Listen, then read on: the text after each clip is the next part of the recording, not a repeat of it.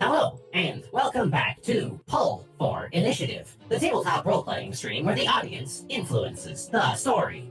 I, of course, am Ben, and/or Benjamins, as I am known on the internet. And with me, I have Seth, otherwise known as Andy Banshee, who will be playing today, or serving today, as your Dungeon Master. Go ahead and say hi to everyone, Seth.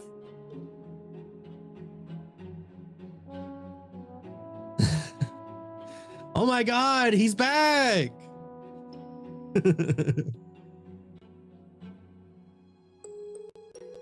He's back! I had Lise cast it for me right before the stream started.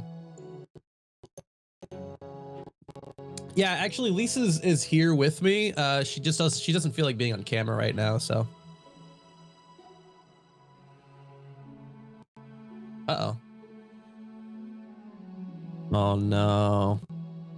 Oh no. Chat can't hear you.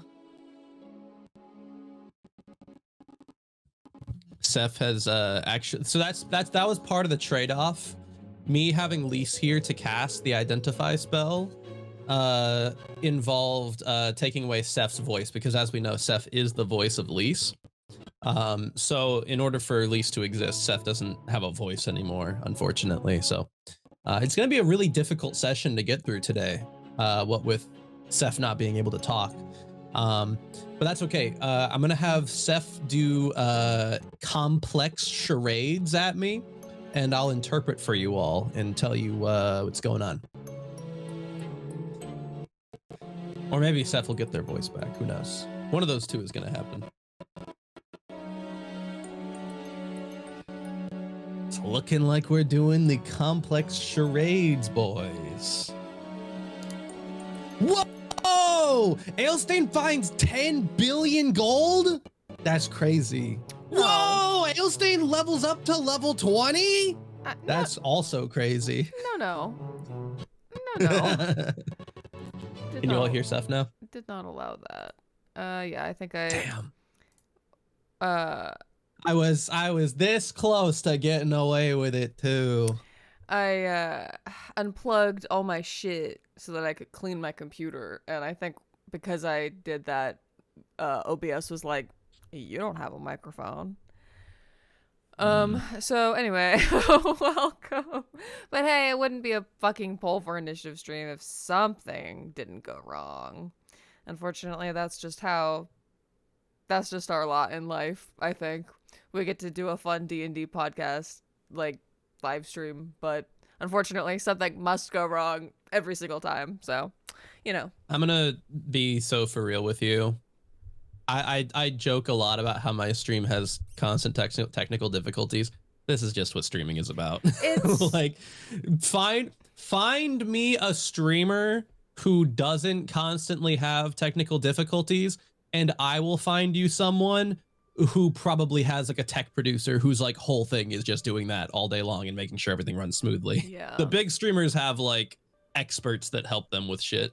Like, yeah. Meanwhile, here at Poll for Initiative headquarters, it's just me. yeah.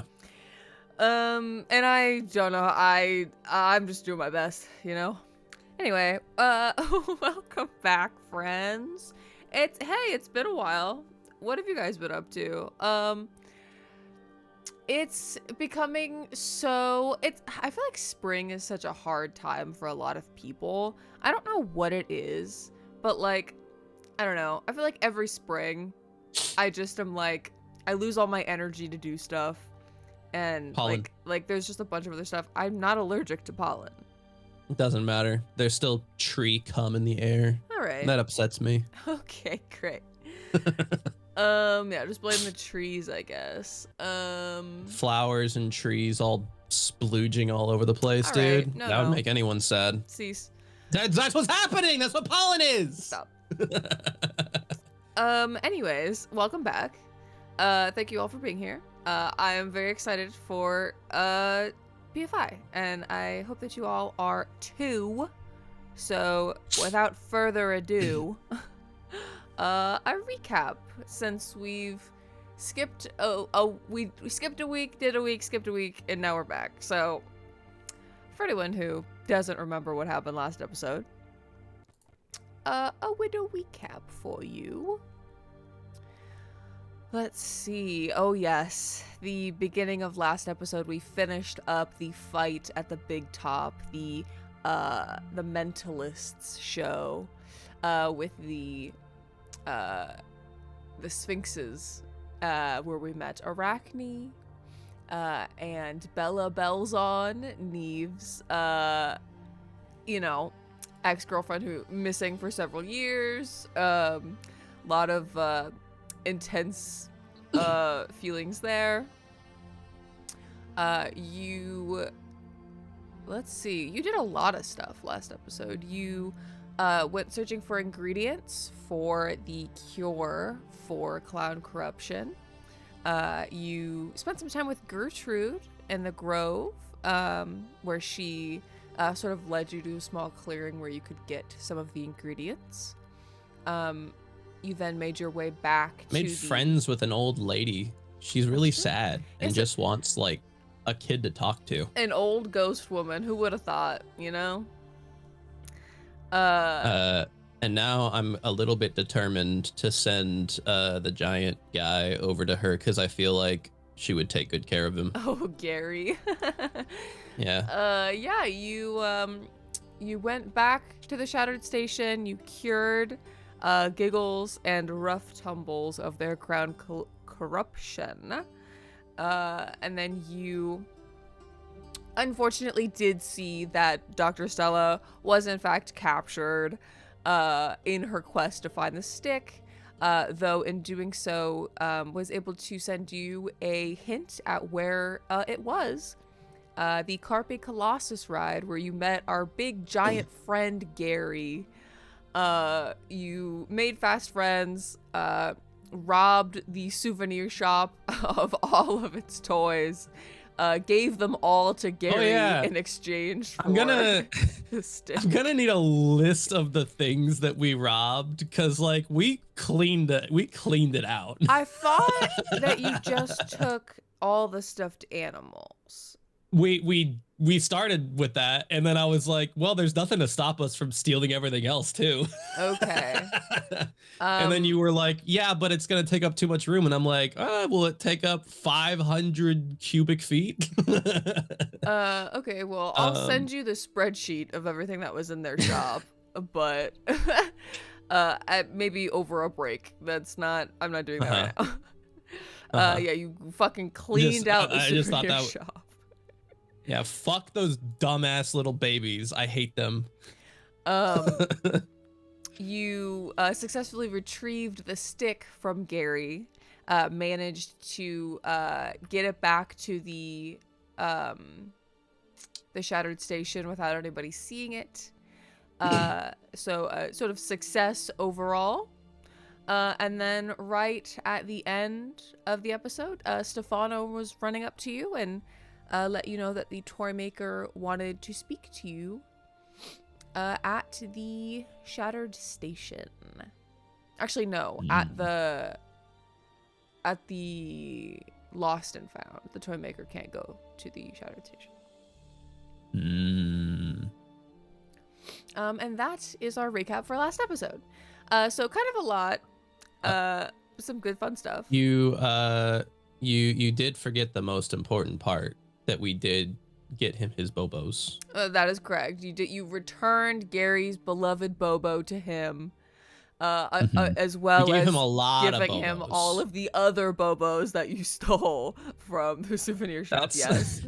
That's how we're gonna keep him busy until we can free him. We're gonna give him a lot of toys to keep him happy in his enclosure. He needs enrichment time in his enclosure until he's ready to go out and be free. Well, the ride is sort of what keeps him busy. Like he's doing a job. Yeah, but he's not happy about it. No, I mean he doesn't really. He's not bothered by it. He just kind of waves his arm around. Yeah, but I think he'd want to be out there, being free. I'm not saying he doesn't. I'm just saying he's not occupied. Like he is doing stuff. We're giving him enrichment, like I said. Okay, great. It's like how you can't expose a cat to the full house right away. You got to let them be in one room, get them to play in that one room, and then you open up rooms. You we can't pull them out all at once. That's true. Would freak him out. Cat owners can confirm. Uh, okay, so without further ado, we return to the world of Valentis. Back in time, probably. When would you say? Like, maybe like a year or two ago? Yeah, probably something like that. We return to Dragonhold. In the past, we come upon a scene of Aelstein and his friends playing a little game, as one does. We see sort of in a dimly lit chamber, sort of one of the side towers of Dragonhold. Kind of panning through a window, we see Aelstein and Grayson playing poker, sort of gambling with caramels, sweets instead of money, a sort of rarity in this place, as trade is not common here. And off to the side, sitting behind Grayson, sort of off in the side of the room, is Gale, who appears to be feeling under the weather. Sort of just like quietly like sniffling and watching the game unfold before her. We see Grayson sort of like the decks are being shuffled, the chips are being set.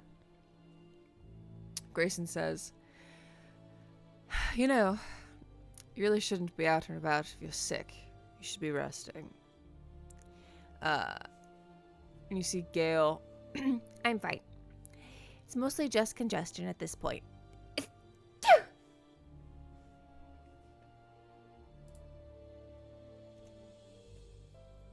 I think Aelstein stares at his cards for a little bit and then smirks a little bit and says, I fold. You see Grayson says, "Already? Don't want to see the flop." Yeah, what can I say? You dealt me shitty cards. My turn. Another hand is played, mostly in silence this time, until the turn. It's clear Aelstein sees the potential for a straight, one that he does not have, and he goes all in, even though he's bluffing, holding a 2 and a 7. Grayson, eyeing him. "Not very subtle, are you?" "I fold, Aelstein." Or I fold, sorry. Aelstein like makes a big show of like leaning over the table and like scooping up the like couple of caramels. And he says, "You got me, Grayson, but it was worth a shot, huh?" Grayson rolls his eyes and starts dealing out the cards for another hand. So, what was your parents like? You see that he stops mid, like, doling out of the cards and looks up at you. "My parents?" Yeah, you lost them to a vampire attack, right? But, you never told me about them. Slowly sort of, like, returning to doling out the cards. "I just didn't think anyone cared. Especially not you." Hey, I never said all nobles are bad. I only thought it. And he laughs a little. Grayson sort of looks away, though out of shame or irritation. It's hard to say. Look, they're dead now. I ain't gonna be rude to dead people I ain't even know. Tell me about them. They were complicated people. Frankly, you wouldn't be wrong to mistrust them. Most people are more complicated than they first seem. My father wasn't born a noble, but he also wasn't born poor. His father was the owner of a small Lavian merchant company with a handful of naval vessels to their name. My mother worked for the same company. They were granted a large plot of land when the two of them discovered a pirate plot to raid hundreds of Lavian merchant vessels. And to think, if he had worked with the pirates instead, he could have made even more money. I call. Let's see the first three. Grayson rolls his eyes very dramatically. He says the land was rural enough that they were granted a generous stretch that was large enough that they built a manor and started hiring for a vineyard. By the time I was born, a small town had started to form around the manor. Sounds like your parents were popular. Call, again. I gotta see more. Far from it, actually.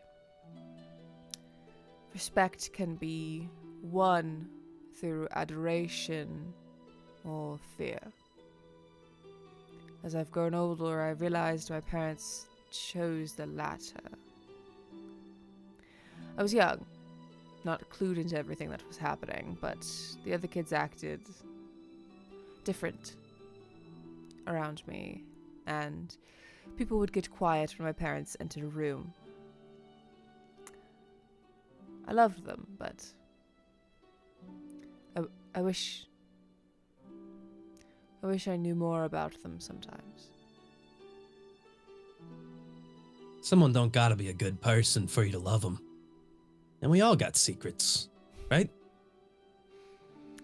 That, I suppose we do. And theirs will follow them to the grave. But one day, I will at least win them their vengeance. The vampire likely still prowls the countryside to this day. I'll raise. Sure. I'll see that raise. Let's see that last card. The last community card is flipped. A 5 of hearts, making 3 heart cards on the table. Ailstein has an ace of spades and of hearts. Enough for a really good pair, but not enough for a flush. Suddenly, Grayson says, Morlin.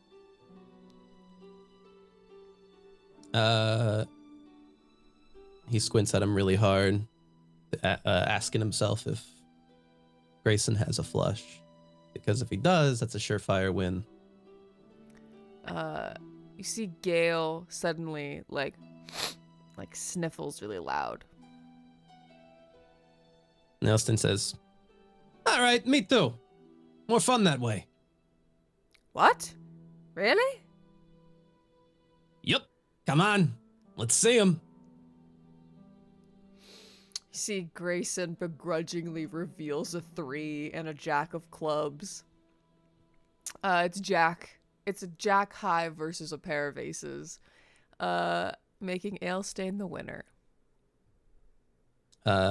He scoops up the remaining caramels off the table, and puts them in a small pouch, and he says, pleasure doing business with you. This is why I prefer the game of kings. Less luck, more skill. He stands up to leave, and claps a hand on Grayson's shoulder, and looks down at him and says, hey, just 'cause the skill involved ain't as obvious, don't mean there ain't none. But hey, if you end up finding that vampire and I happen to be in the area, I wouldn't mind lending a hand. He considers that.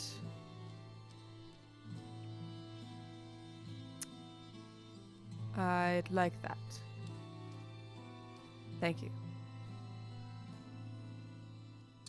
He pats him on the shoulder and then heads out, and over his shoulder he says, "Sure, anytime." And Gale follows with him, and he, when Grayson isn't looking, hands her half the caramels and gives her a thumbs up. See, she takes them, puts one in her mouth, and you see just like a twinkle of mischief in her eye as we pan away from this scene.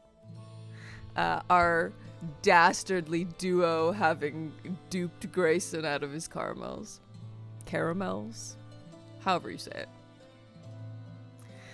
And we exit this scene. The past fading into the future. And we return to the Revelia.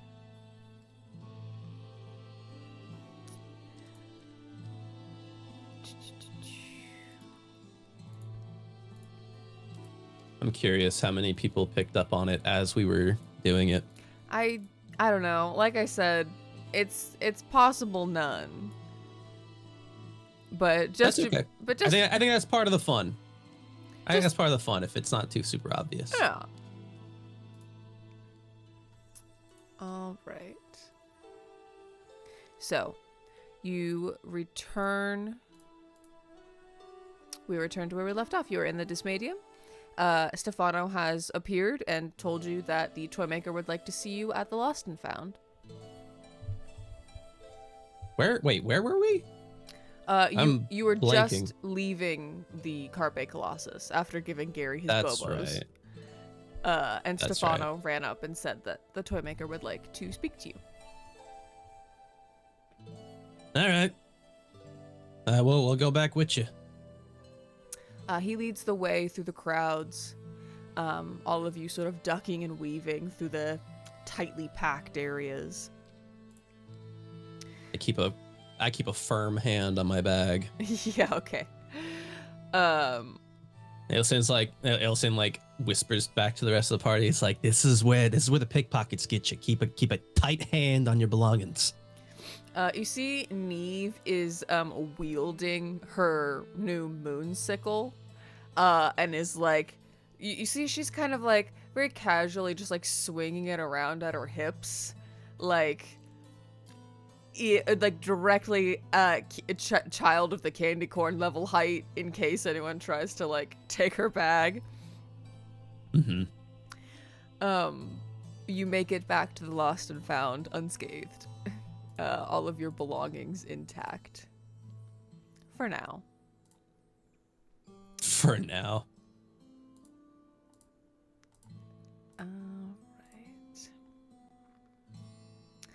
Alright. You walk back into the crowded wagon, where you see your friend Locke, counting trinkets, as usual. You walk in, he says, "Hi. Come in. Close the door behind you." Howdy. You see he says, "I heard you made a real ruckus. Magnanimo's looking for you." I don't know what you're talking about. No one saw me do nothing, and therefore I didn't do nothing. He says, good. Innocent until proven guilty.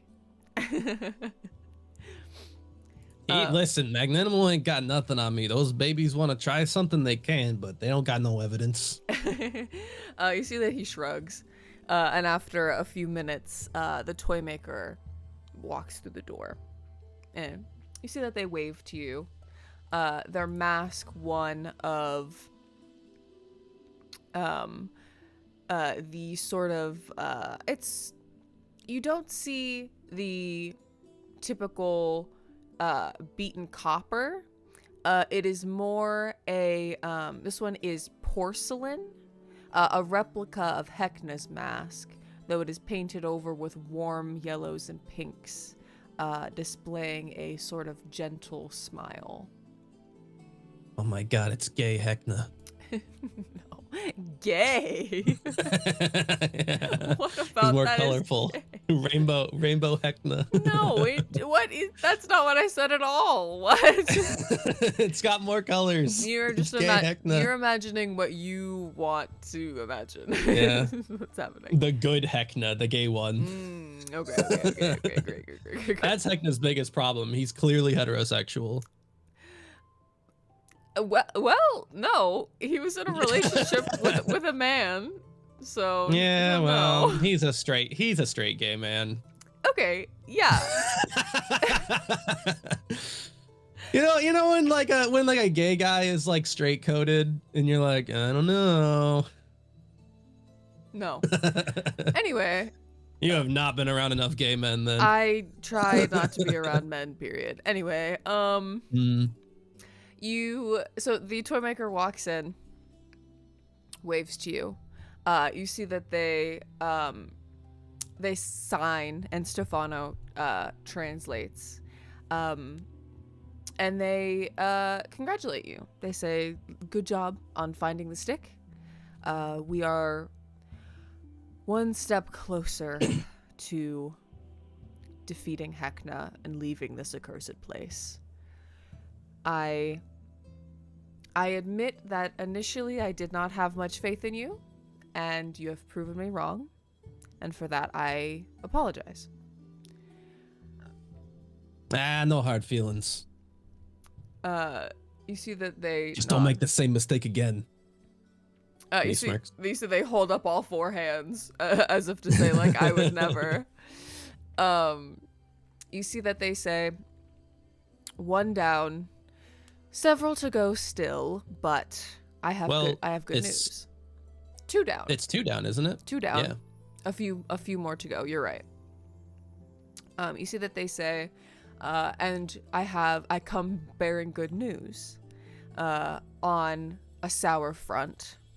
I'm sure you have already seen Dr. Stella's capture, but do not despair yet. This is not the first time Sophie has taken her sister prisoner.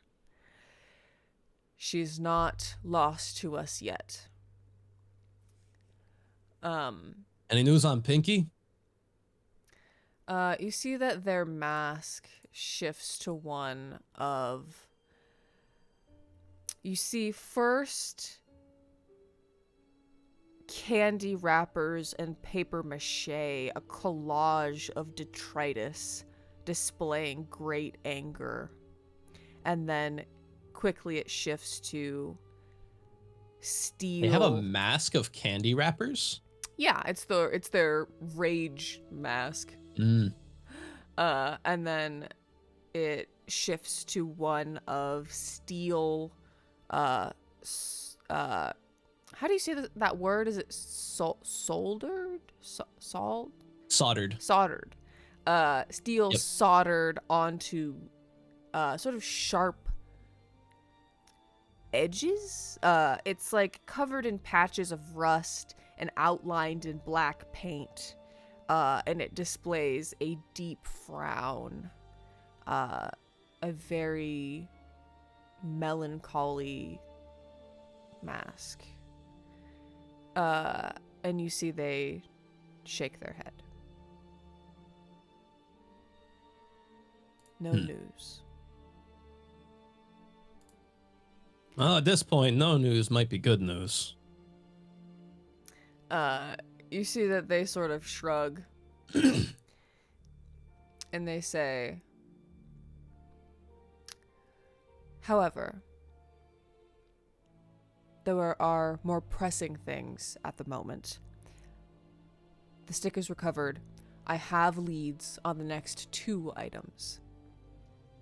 The chair and the thingamajig? Correct. Yeah, it's like a steel trap, this old brain. You see that they say, I believe the thingamajig is in Heckna's eye. Such a stupid name. You see that they say, the thingamajig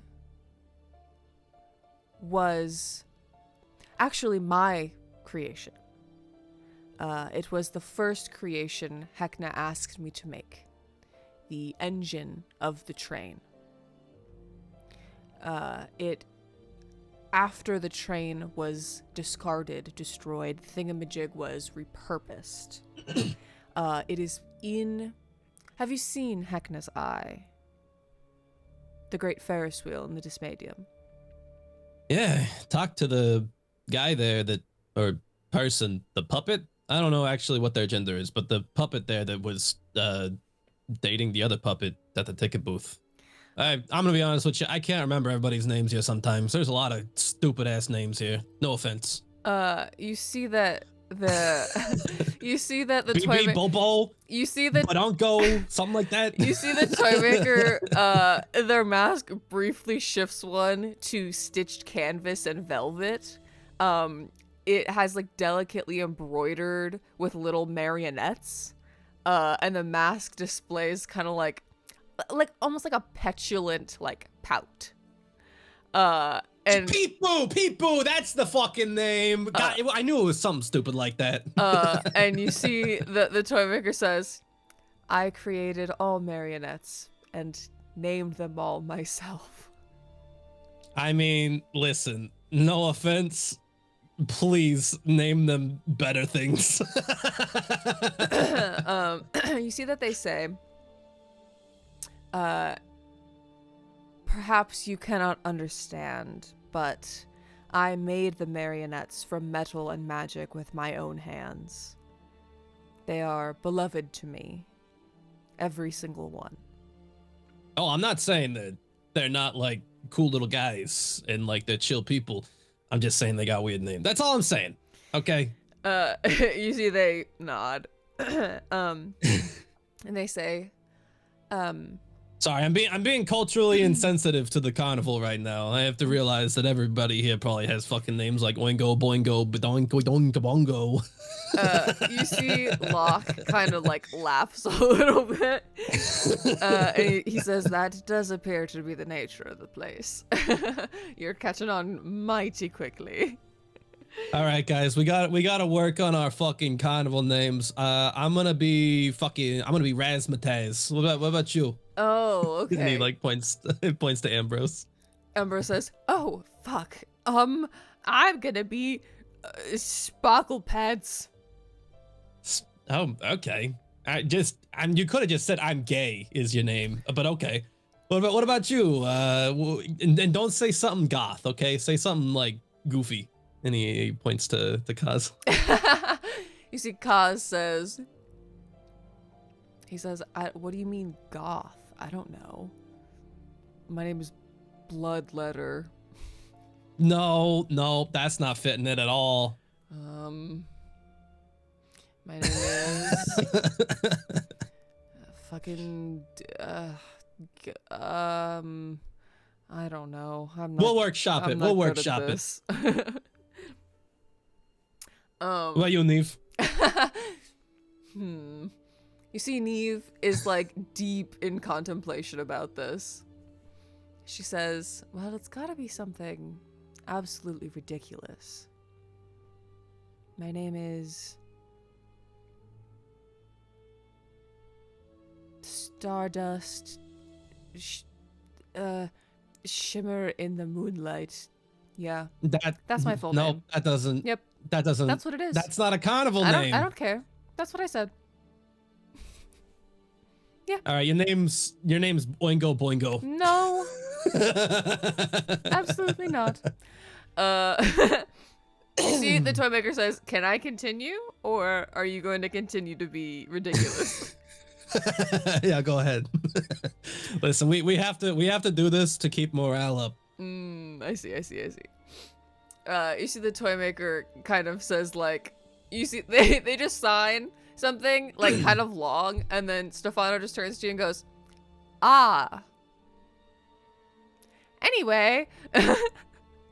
Did he just call me a dickhead? That's pretty common. The toy maker signs. The thingamajig was repurposed and is now the light in the winking eye on the face of Heckna's eye, the Ferris wheel. It converts the rotation of the wheel and the ambient magic of the Revelia into power. This energy powers the electronics of the carnival, and most importantly, the Heckna posters. It also helps balance the chaos of Heckna's magic, but listen. When you take the thingamajig, He's gonna know. not only, well, yes, he will know, but the Revelia will lose power. Mm-hmm. The Heckna posters will not work anymore.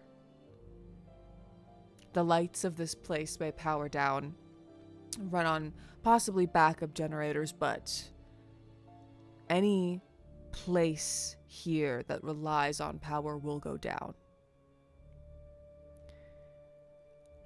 Getting rid of the Heckna posters is vital. Heckna cannot see all of our moves. He cannot know our plans. We must catch him off guard. The thingamajig must come first. I assume he's got a shitload of posters surrounding it, though, yeah? Like, if he's not literally the dumbest man in all of existence, he would have like 10,000 posters pointed at that thing at all times, making sure no one takes it. You see that they say there are many scattered around the Dysmadium, but there is not an excess of them guarding Heckna's eye, as who would be foolish enough to attempt to remove the thingamajig? Who knows it is even there? He chuckles a little and says, "Oh my god, we are dealing with literally the dumbest man in all of reality." You see that the toy maker kind of like, they don't say anything, but you see them make like a, yeah. You see that they say, I'm not responsible for maintaining Heckna's eye, that is Peep-Boo. And even if I were, I could not climb there and remove the thingamajig without drawing Heckna's suspicion. So, I have no real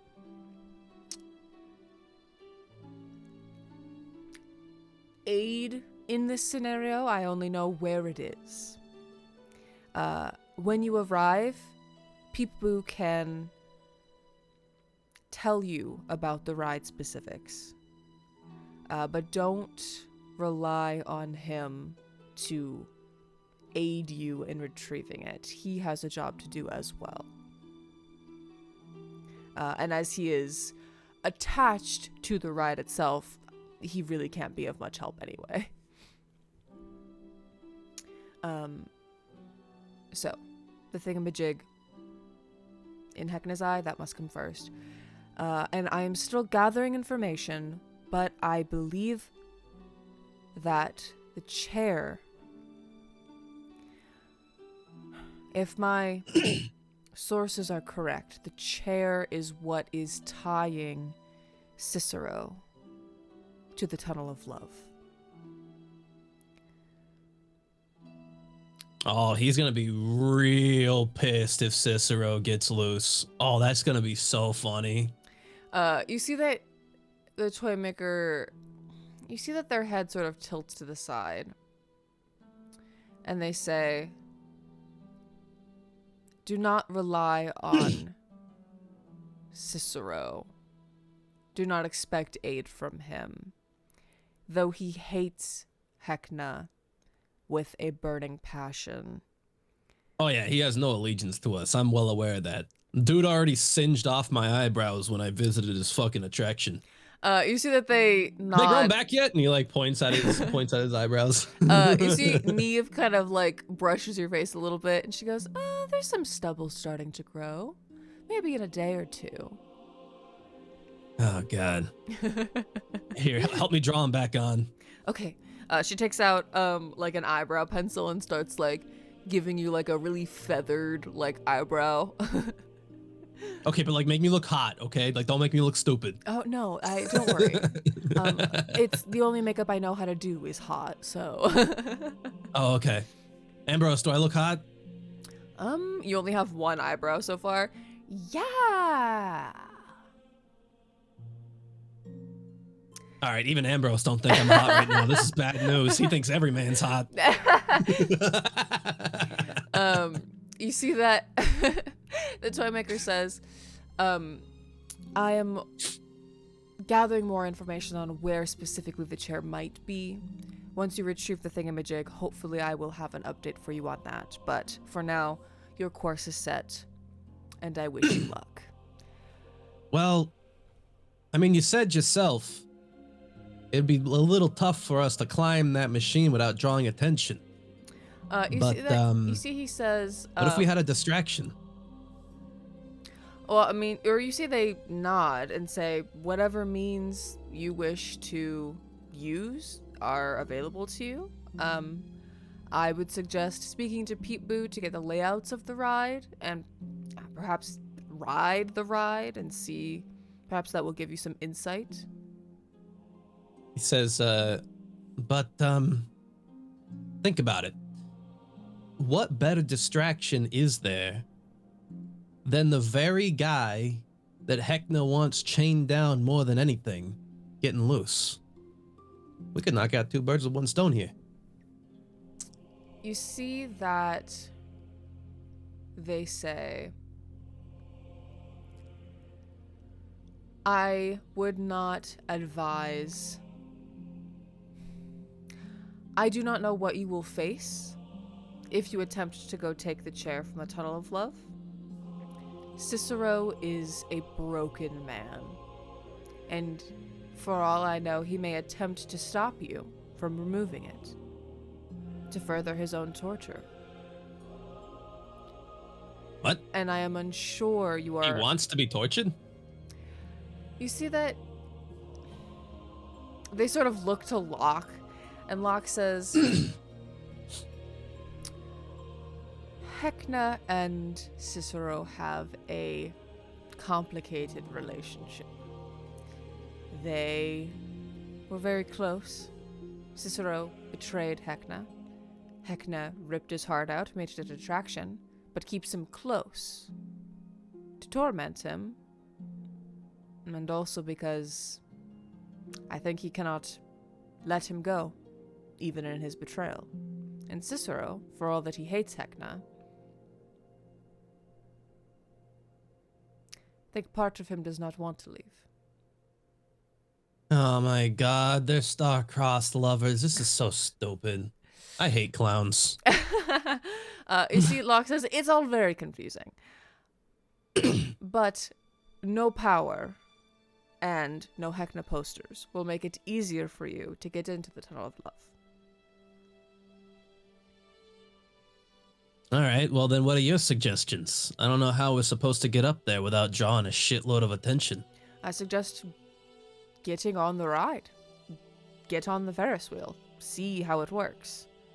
Oh God, I have to ride the ride. It's like the one thing I didn't want to do in this place. Ugh. You see, Locke says, well, it is just a Ferris wheel. It's not like a roller coaster. Oh yeah, oh, it's just a Ferris wheel. Okay, cool, yeah. Yeah, I'm sure it's just a Ferris wheel, Locke. Okay. You see, he says, okay, some people... in the Revelia, where literally every single thing behaves in a stupid way that it doesn't normally behave in the normal world. In the Revelia, where there is literally one real door in the entire goddamn place. Yeah, I'm real sure that that it behaves just like a normal Ferris wheel. Well, look, lad, I don't know what to tell you. It's a big wheel, you get on it, it spins around, you get off, okay? Some people fall out, but that's their own fault. I'm gonna like go in there and we're gonna be inside of a fucking monster's stomach or something. I'm telling you right now. Well, I don't know. Listen, I hate this place. It's an I hate example. this place as much as you do, but that's a bit dramatic. All right, look, if I die on a Ferris wheel, I demand that you guys come up with a cooler story for how I died, okay? Okay. I'll say that Gary ate you. What? I mean, that makes Gary look bad. I don't know if I like that one. You drowned. Say I don't know, fought Heckna in his castle or something. So anything other than getting eaten by a Ferris wheel, that's just stupid. Okay. Anyway. Yeah. I'll record it for the history books. Thank you. That's all I ask. Great, fantastic. I can't have my friends thinking I fucking died on a Ferris wheel. What a stupid way to go. You see, Ambrose says, I mean, there are worse ways to go. I don't know. I'm just saying. I'm sure we can figure it out. I mean, come on. Let's at least go look at the Ferris wheel, right? All right, but you get to go on first. Okay. Fine. He says, I'm not a little baby scared of a Ferris wheel going to eat me. He like looks down the bridge of his nose at him, and he's just like, oh yeah, you're gonna stand on this hill? You're gonna die on this hill? Okay, yeah. I'm a huge baby because I don't trust this fucking place. Yeah. How's that worked out for you so far, Ambrose? You see, he sort of like flips his hair and he says, let's go. And he walks out the door. Yeah, that's what I fucking thought. Okay. You sassy gay bitch. You see the toy maker says, good luck. Return either here or to the Shattered Station when you're done. So that I may look at the look over the thingamajig. Is it gonna be possible for us to like return? I mean, I imagine this place is gonna descend into chaos when the power goes out, no? Like, let's be clear about that. I think we might get stranded for a little bit while we hunker down. Will likely become a little more chaotic, but I don't think you'll be trapped anywhere. Heckna will have a lot to deal with, and thus his attentions will be divided. A little Heckna blood moon starts, and everyone starts killing each other. And I'm just saying, don't say I didn't tell you so. You see, Locke says, "Oh, don't be so dramatic. The power going out wouldn't trigger a blood moon. No, you'd have to do something absolutely ridiculous to start a blood moon." What? It's knocking out all the power is not ridiculous? Okay. It's inconvenient, but it's not the end of the world. You know what? You're right. I forgot that Heckna is the dumbest man on the planet. I keep forgetting to factor that into my calculations. Yeah, You're so right. You need to keep that at the top of your checklist. So, you arrive at Heckna's Eye, and this is what you see. This is the side profile and the front face profile. You can see the thingamajig is illuminated by the blue shower of sparks in one of the eyes. Not pictured here is Peep Boo, who is soldered on to the side. You see, like on one of the poles or something at the bottom. I believe he's attached to the front of the Ferris wheel, where the it like holds it up and controls it or whatever, that little circular thing. Yes, I think so. Yeah. What the fuck is that thing even for? I don't understand how those gears work. Let's see. Well, so it says like, and then again, this is the Revelia. They probably don't fucking do anything. They're probably just there to look stupid. Yes. Oh yeah, he's soldered onto the entrance platform. and he leans out into the space between the two wheels. Yeah. Oh. You see, as you approach, So he is up on that circular thing right there? well, it says entrance platform. Yeah, the Leans- entrance platform's here. leans into But the that's like space wooden. between the two wheels. Or at least it looks wooden. No, it's metal. Oh no. Oh, the Oh. platform. Yeah, no, that is wood. I don't know. They don't do a great job of explaining that to you. But Okay. as you approach, you see give me a perception check to see what you can glean about the statistics of the wheel. Should we all roll Sure. perception? Yeah. I'll roll for them. Oh, okay. Well, it's good that I rolled 2 of the same number then. 13. Neve and Kaz both got over 20. Oh my god. Ambrose got 2, so Ambrose never seen a Ferris wheel in his whole entire life. yeah, somehow Ambrose is like, what? I don't even know. He's so amazed that he's like, I don't even know what I'm looking at. I hate Ferris wheels. I don't like fun. Okay. You see, so the main wheel is about 80 feet tall. You see it has 8 spokes made of like rusted metal. 4 thick iron beams are sunk into the ground to keep the main wheel secure. They connect to the stationary sort of center of the wheel and are very badly maintained.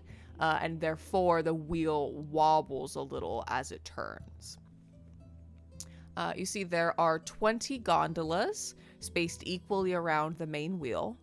The gondolas are open on the top, and there is a sort of perpetual stinking puddle of old dirty rainwater at the bottom of basically all of them.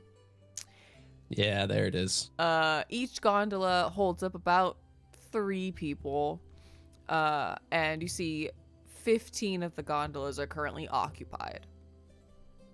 And you see that, while you're standing here and kind of getting a layout of the wheel and everything, you notice that those 15, the people in those gondolas don't appear to ever get out. They just keep riding the ride and are like harassing people and like stealing food from other riders, like during the ride. So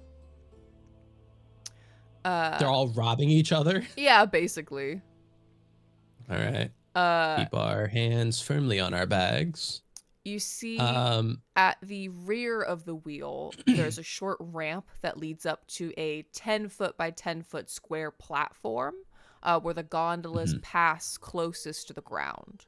And here is where the people climb in and out of the gondolas.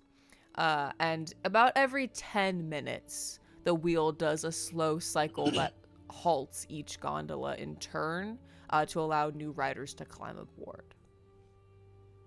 And then just behind the metal platform is a second smaller wheel contained within a sort of scaffolding cage, which you can sort of see on the right side here. The wheel has a radius of 15 feet and is clearly visible through the spokes of a large wheel, or of the large wheel. The scaffolding. But like, what does that do? The scaffolding cage is attached to the metal platform between the 2 wheels, and you see at kind of any given time, a few of the people are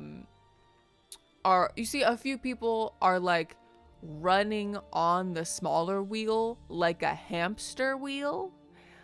You see the metal rods and gears connect the smaller wheel to the stationary center of the main wheel, transferring the small wheel's power and causing Heckna's eye to turn. Oh my fucking god, they have a fucking human hamster wheel attached to it. Yeah. Oh, it behaves just like a normal Ferris wheel. I bet that's all it is. It's a normal Ferris wheel. You actually Hailstain does that. You see people actually start bickering about who is going to get the opportunity to run on the smaller wheel. Like, they consider it like a privilege to power the wheel. Yeah. So stupid. So that's that. Who gets to be the hamster today? Something else you see on that perception check, the access ladder. You see a rickety and unstable ladder leads from the top of the scaffolding that houses the smaller wheel up to the center of the main wheel to allow for maintenance. The ladder is about 25 feet long, and it seems kind of rickety, like probably could only support maybe 2 creatures at a time. Kind of seems like any more than that it might break. Let's see. Quick question. Mm-hmm. How rusted and shitty do these supports actually look? Like, if we wanted to just break the supports, how difficult would that be? Yeah, it seems they're pretty rusty. You would have to pass a check. But remember that you are trying to get something out of the center of this thing. And if you just kind of send it, if you break the supports, it's gonna roll away from you and you may never get to it. Roll away? If you break the support beams... Well, yeah, I was expecting it would just kind of fall over because it's clearly not like balanced. Well, it's sort of like it's got more weight on one side. In a perpetual motion, there's a good chance that it will roll away from you. I feel like it would fall on its side though, no? Because it's attached to the ground on one side, so that would logically pull on it, right? Are you just wanting to break one at a time? Yeah, just break one support so it falls over on its side. On its side. Oh, like on... You're trying to get it so it'll fall on its back so you can get the thingamajig off of the front. Well, but it's got all that support in the back, so it's more likely to fall on its face. Okay. In which case, you would not be able to lift it up and retrieve the thingamajig. Is there no, like, back access panel? Because that, like, ladder... like leads to the back, no? True. Yeah. No, you're right. Like, this is insanely stupid. No, I'm just trying to think. I'm trying to get on your level of like what you're thinking about. But yeah, no. Listen, anything is worth I'm picturing in my head. I'm looking at the right side of this diagram, right? Mm-hmm. And I'm seeing like a whole lot of support on one side.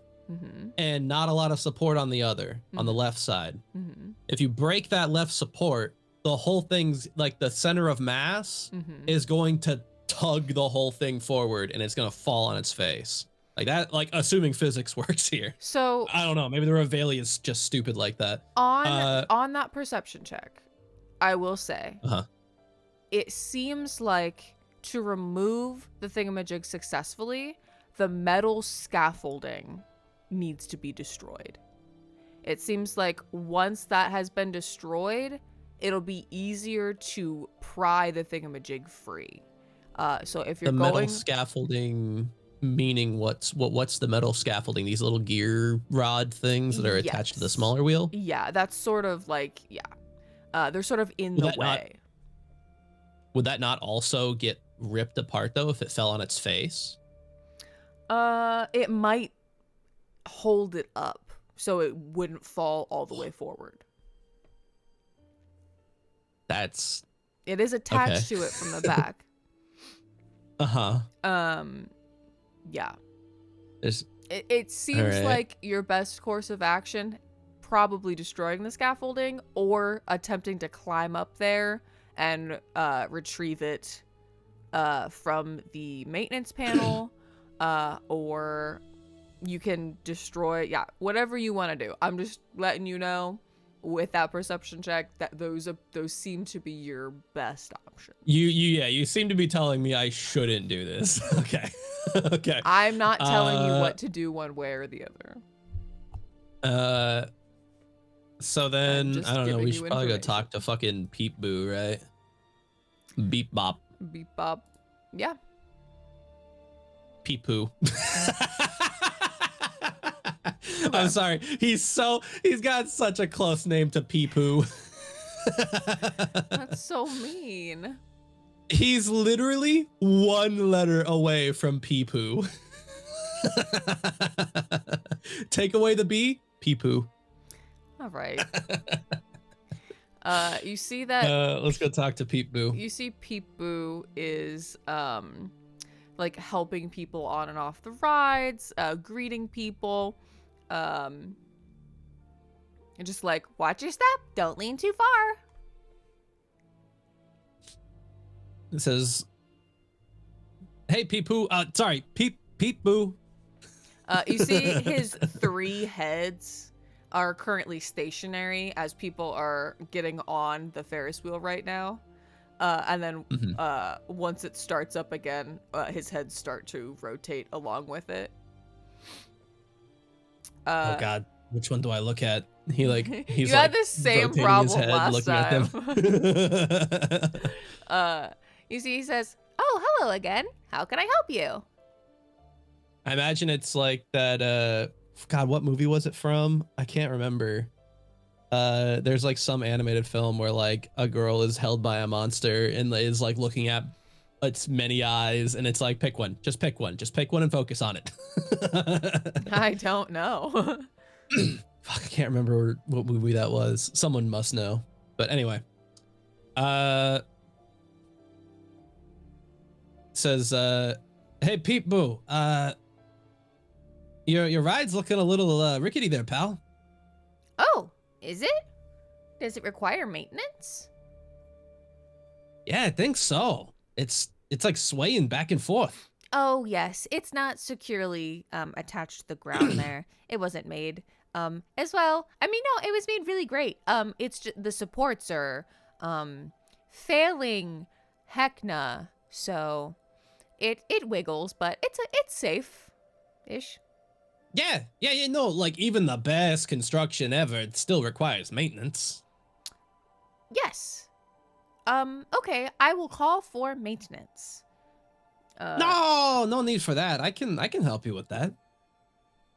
Give me a persuasion check. I think he like winks at him because like he's like, you know, I'm on your side.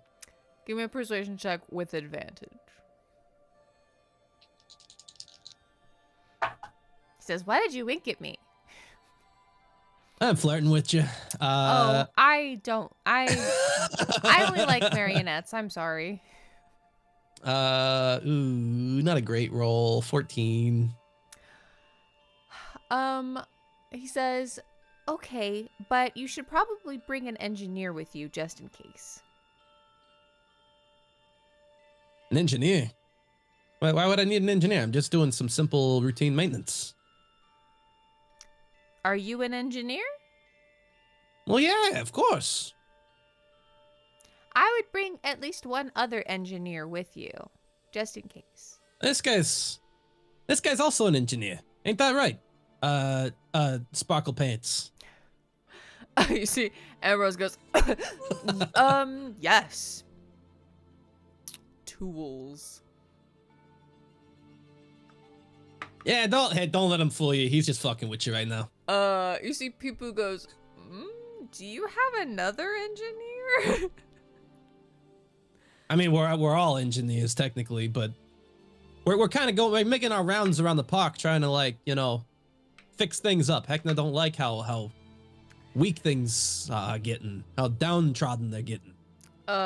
You see that Kaz goes, I'm an engineer. And you see Peep-Boo goes, I believe that more. Okay. All right, I guess engineers have to be goth in this fucking park. Well, I think that he rolled a better persuasion check than Ambrose did. Okay. So, you see Peepoo says, okay, well, the ride is going now, but, you can still climb up the back access ladder. Just be careful because it is very dangerous. And remember that if you lose any limbs or loss of life, we are not held responsible. Shocker, I know. Yeah, no, that's what the other 2 engineers are for. They're gonna stand underneath and catch us if we fall. Oh, electrocution is also not covered. Oh no, of course not. Why would it be? Let me guess. Accidental beheadings also ain't covered, and No. accidental explosions not covered. Mm-mm. Yeah. I know. I heard it all before. You see Peepoo pulls out a gigantic fucking wrench and hands it to you and goes, Here you go. You'll probably need this. Oh, is there the fucking reason to have a gigantic fucking wrench? I mean, the like How big are we the talking? bolts on this thing are about the size of your head. Oh my god. Well, I'm not gonna be able to turn that myself. Jesus. He hands it out. How big is this wrench? It's a big. Well, it's about the size of Peepoo. It's pretty fucking big. What? It's a big wrench. Am I able to hold it? Give me a strength check. It's just like fucking 75 pounds of steel. Give me a strength check. Yeah, that's what I thought. I'm gonna have Kaz help me too, Okay, great. because he's my helping engineer. Okay, great. Yeah, the 2 of you attempt to lift this wrench. 17. Yeah. You don't immediately break your fingers trying to pick it up. You How did Peep Boo hand it to us? Peepoo way stronger than he looks. What? Peepoo, hey, you don't know him like that. Peepoo, Peepoo was holding this with one hand, and it's taking the 2 of you to hold it up. Peepoo says, you don't actually, that's just what I used to repair, or I did before that's what the engineers use, but, if you have your own tools, that's fine. Say, Peep Boo, how do you, like, get off here to, like, go to take your break or whatever? Oh, I don't. I'm on here forever. But say you were gonna go take a break. Say Heckna came over and said to take a break. How would you go about detaching yourself from this thing? I couldn't. If someone else were gonna detach you from this thing. You see, he looks at where he's soldered onto it, and he goes, You'd probably have to unsolder me. Out of curiosity, this might sound crazy, but I don't understand. I personally am forgive me. I'm a little ignorant on how marionette anatomy works. Uh-huh. If someone, like, takes your head off the body, do you die? Or can, like, you get a new body made? I don't know. I've never died before. Well, the toy maker makes all of us. So if I was broken and you brought me to them, they could probably repair me. Maybe. On a scale of It 1 to hasn't 10. happened before, so I'm not really sure. Are you gonna break Scale me? of 1. Are you gonna take my head off? Not without your consent, of course. I'm just curious, how against that attempt would you be? which of my heads are you gonna take off? Oh no, like all 3. Oh. Can they stay on my body, please? Well, that's what I'm saying. Like, would you be against getting a new body if it meant you were allowed to take breaks? Can I keep this body and also take breaks? Well, that's what I was asking, pal. I don't know that you could. Oh. You just said that you can't. Okay, well, I don't need breaks that badly. I would rather keep this body. I I mean, all right. I'll talk to the toy maker sometime. Okay. I'm just saying it seems like maybe a marionette wouldn't super need their body to stay alive. Because, like, you don't got organs, do you? You don't know what I got. He says, have you ever seen the Sounds inside like you of a also marionette? don't know what you got. I haven't seen the inside of me. I don't know. Well, that makes one of us. I'm made of porcelain, I think. So, You think? are there organs Hey, how are you inside of soldered porcelain? then? How do you solder porcelain to metal? That doesn't work. Oh, maybe my bottom half is metal. I'm not really sure. Oh my god, I know your body better than you do. I just See, work this is here. why I think you wouldn't miss this body, pal. He says, I just work here. I'm not really sure. Why are you so We'll put a pin in interested it. in my body, mister? I don't know, it just seems like something you'd be interested in gaining the ability to do. We'll put a pin in it. Think about it. Okay. I'll do that. I don't know. Is that crazy to think that maybe he would want to get free?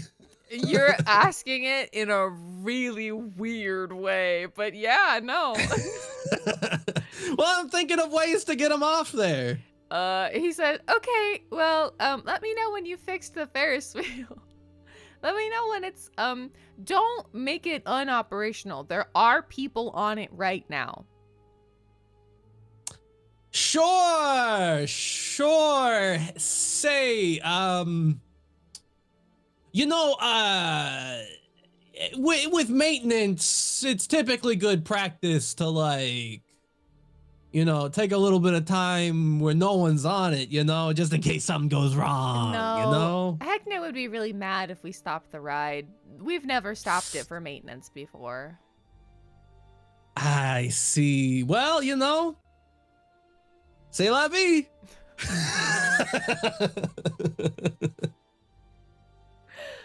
I don't know what that means. Is that gobbledygook? Okay, never mind. Oh, bye. Yeah, it's a new dialect. Whoa, you don't speak gobbledygook? Yeah, well, I just wasn't sure if it was like a new word that maybe I hadn't heard yet. Oingy boingy fucking piss fart. Okay, anyway, see ya. Whoa, that was really offensive. Whoa, did that guy just call that marionette a slur? Yeah, I did. All right, see ya. Oh, shit. You just own it. You just own it. Yep, that was me. Anyway. Okay. I'm actually very marionette racist, I guess. Oh, God. All right. Ooh. Okay, so you depart the entrance platform, and make your way around the backside, having successfully convinced Peep Boo you are an engineer and you know what you're doing. So you're gonna have to scramble your way up onto the smaller circle where there is somebody in there currently walking. It is currently moving. And then you're gonna have to get up onto that ladder. We gotta be able to climb these, like, struts, right? Yes. The wooden ones? Mm-hmm. Yeah, I mean, you can try. It's a wooden strut. Go ahead. Why not? Yeah, go ahead and give me, like acrobatics? Yeah, I say we have... Can I, like, put the fucking big-ass wrench in, like, my bag or something? Yeah.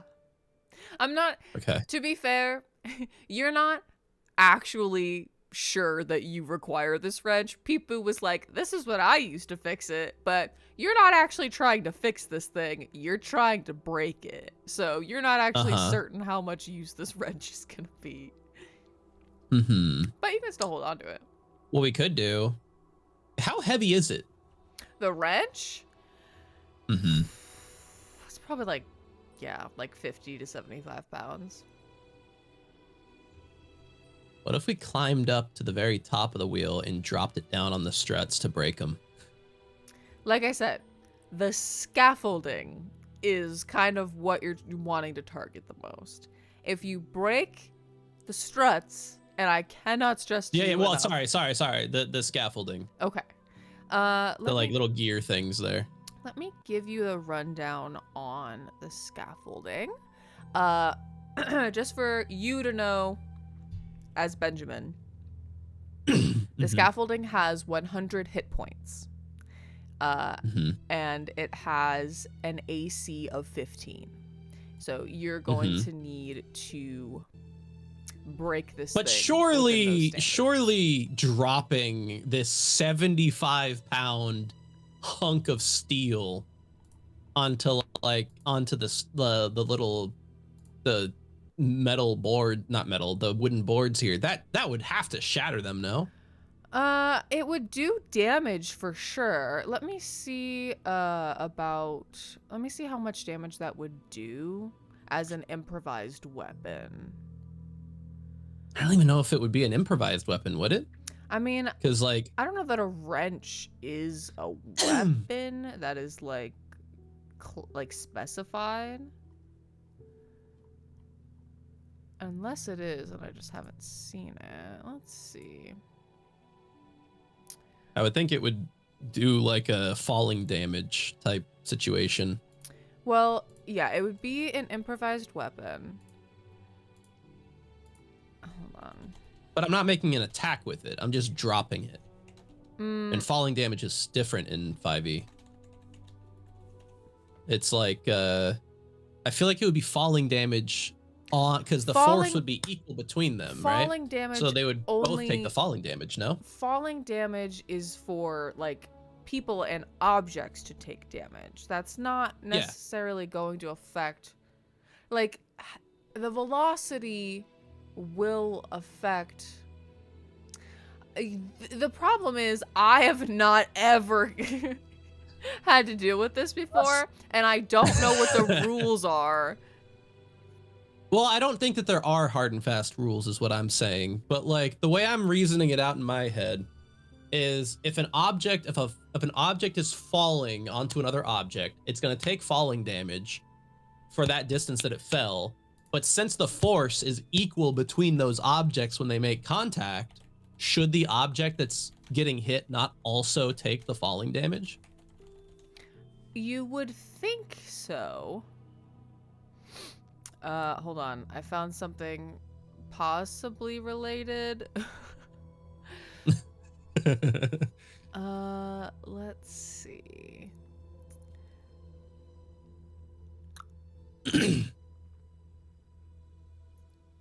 Yeah, I would probably use the guideline. I would say. So I think falling damage is a d6 per 10 feet. So what I would do is this. The Dungeon Master's Guide has guidelines for traps. And it's not the same thing, but I think it's going to be a good enough starting point for heavy thing falling on something to do damage to it.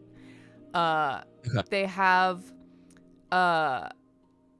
it's the deadly tier of damage is 4d10 for levels 1 through 4, 10d10 for levels 5 to 10, and so on and so forth. I think that is going to be the best like resource for a situation like this because there are no hard and fast rules. But again, wouldn't the distance play a factor? Yes. So, for example, or do we just drop it from once we get to the thing? So the deadly tier is why that's why I'm giving it the deadly tier, because you are dropping such a heavy object from that far. So I'm not counting it as like fall damage. I'm moving it into a very high tier of damage threshold, which is why you'll be doing so many d10s of damage. So I'll say it'll do 10d10 of damage if you drop this heavy wrench on the scaffolding. All right, I mean, that was more than I was thinking, so I'll take it. Because so what I was working out was that every 10 feet, I think, is a d6 for falling damage. And I think the top of the wheel is like 40 feet from the closest strut, and then like, I don't know, like 50, 60 feet from the lower ones. So it's like, I was like maybe 4 to 66, but if you want to give me 10d10, I'll take it. I would say my only thing is that falling damage doesn't really apply to doing falling damage is something that happens to you as a person from falling, but it doesn't account for a heavy object being dropped from a far height.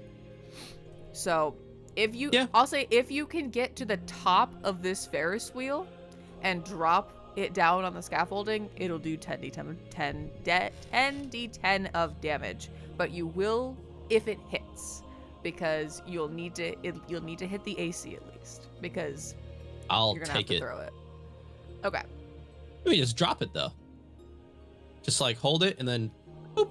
Right, but it's like on a moving Ferris wheel, trying to like drop it at Oh, the are they right. moving? Oh, you're saying like trying to drop it at the right time while it's moving? Yes. I see. The Ferris wheel is not going to stop. So you can either try to climb to the top, you could get in a gondola and like maybe wait till you get to the top and like find the right space to drop it. However you want to do. All right. So Ambrose does have shatter. Mm-hmm.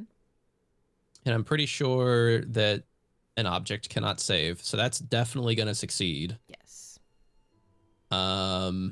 So we can use that for another one of the little things. Okay. And I think that damage is isn't it like doubled for certain inorganic materials?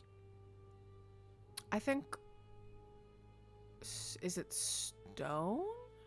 I don't have shatter pulled up. I'm reading it right now. Okay. Oh, I know it's creatures made of that have disadvantage, but it doesn't like, double the damage or anything. Damn. Okay. What is Kaz got going on? We want to break this thing as quickly as possible. We want to get this thing fucking busted quick. Do we have to break all three or just one of them in order to get to the eye? You have to. The scaffolding as a whole has 100 hit points, so you must do 100 damage to it.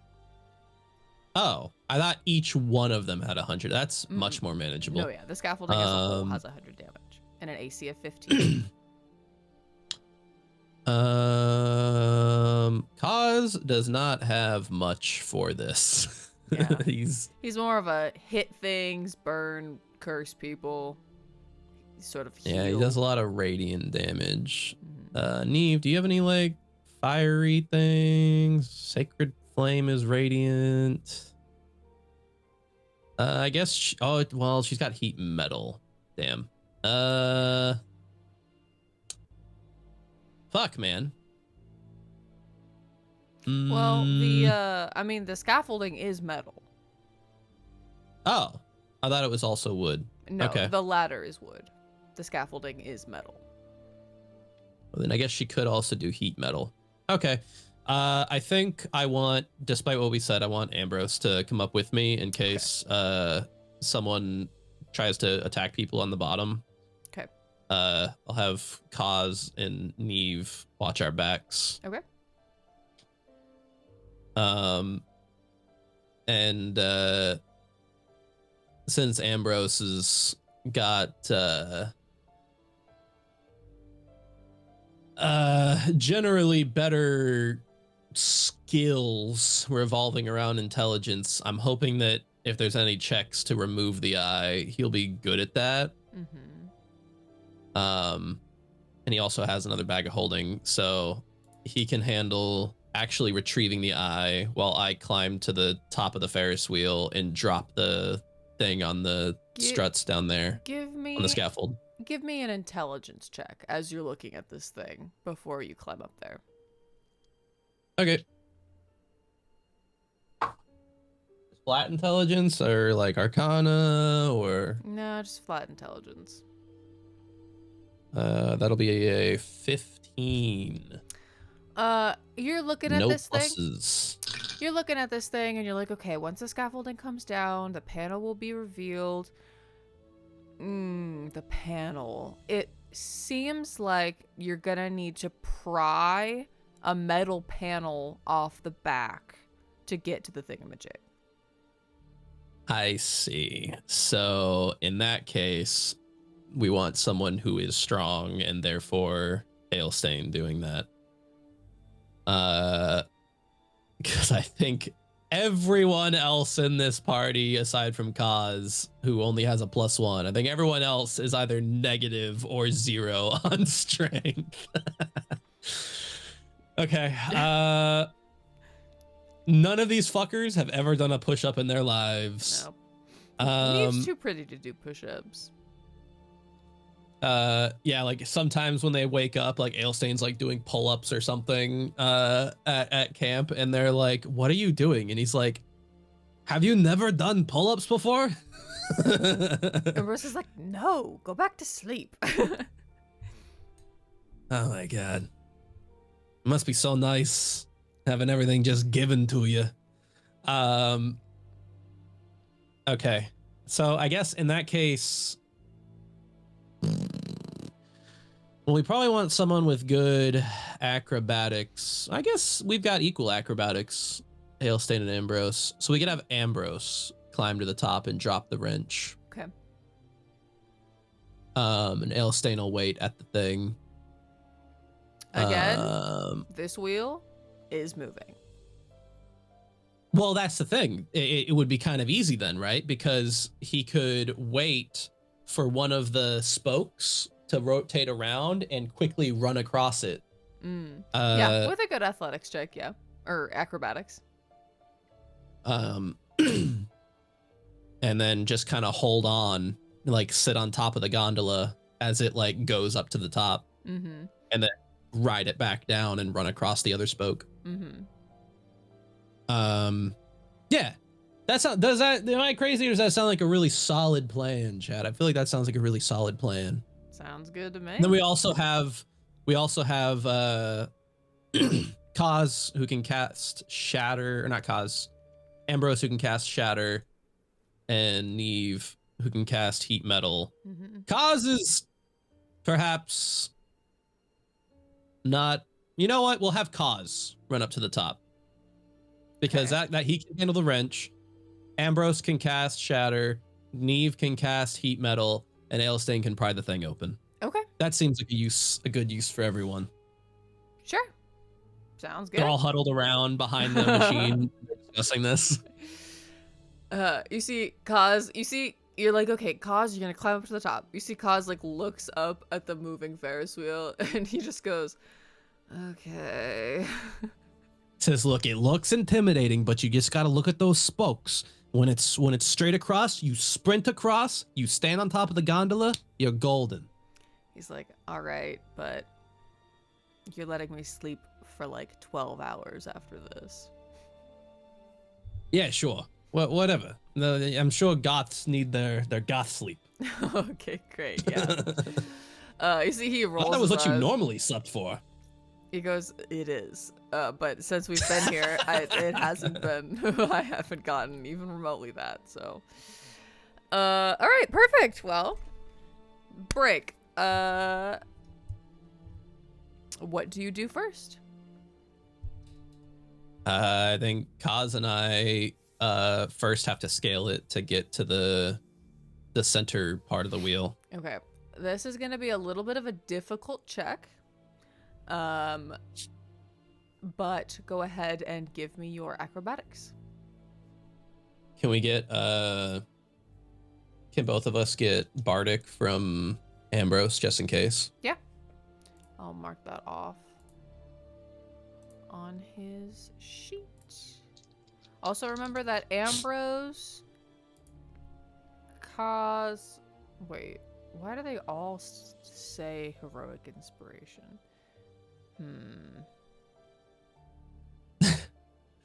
Honestly, I think Ailstain might be the only one Actually, no, I think Neve used her heroic inspiration, but I think the other two haven't used their heroic inspiration. Yes. So Ambrose and Cause still have heroic inspiration. Perfect. So, and because you used Bardic last episode, he is now out of Bardics until you long rest. Also, sorry, I was not reading chat while I was devising that plan. Kaz does not have -1 strength. That you're thinking of Ambrose. Kaz has +1. Aelstein has +2. All right.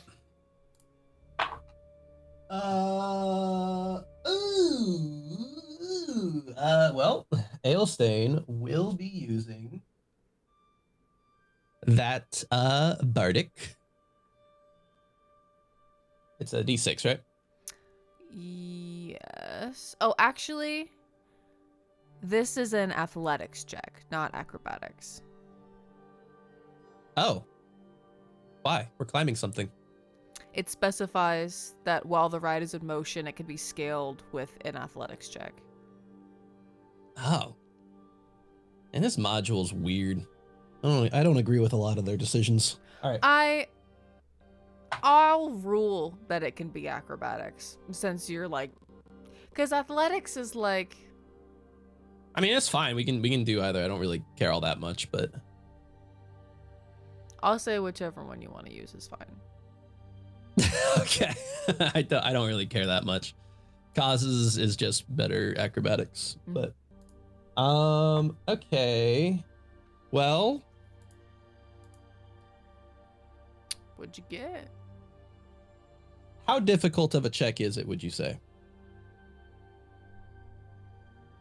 Medium hard. Because Aelstein got a 15 total with his Bardic. 15 just meets it. All right. And then Kaz did not need to use his. He got just a fucking oh, actually, wait, no. Aelstein got a 17. Okay. I forgot to add my modifier. And Kaz got a dirty 20. Fantastic. You both managed to scale it without much issue. Let's see. So I no longer have Bardic, but Kaz still has his. Okay. So you can use that for when he's dropping it. All right. So that was your check to scale, but now you'll have to give me a dexterity saving throw to grab onto the spokes. Otherwise, plummet to the ground. That's interesting. Okay. I mean, you're climbing it, but you're also trying to grab the spokes while it's moving. All right. Well, nat 20 for Aelstein. Okay. Is this also medium hard? Uh-huh. In that case, Kaz got a 15. Okay. Oh, good. Yes. Okay. Fantastic. You both. 13 plus 2. You fucking acrobat flip through this thing, no fucking problem. Kaz, not quite as quick with it as you are, but still manages to avoid plummeting to the ground. This is why I do pull-ups. Fantastic. So we're actually gonna enter initiative, perhaps, just so we can like get a sense of like who's doing what. All right. Perhaps. So where are we now? Are we at the ladder to climb up? Yes. Okay. Well, we haven't climbed up yet. Well, hold on. Okay, so you did your check to scale. I'm imagining we're like right here on top of this like Grab on back the circle spokes. thing.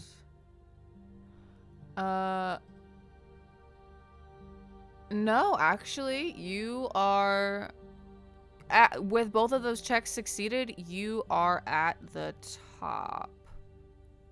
Oh, so like up here? Yes, but we're gonna go into initiative now because you are like grabbing onto a gondola and it's moving. So you're gonna lose height.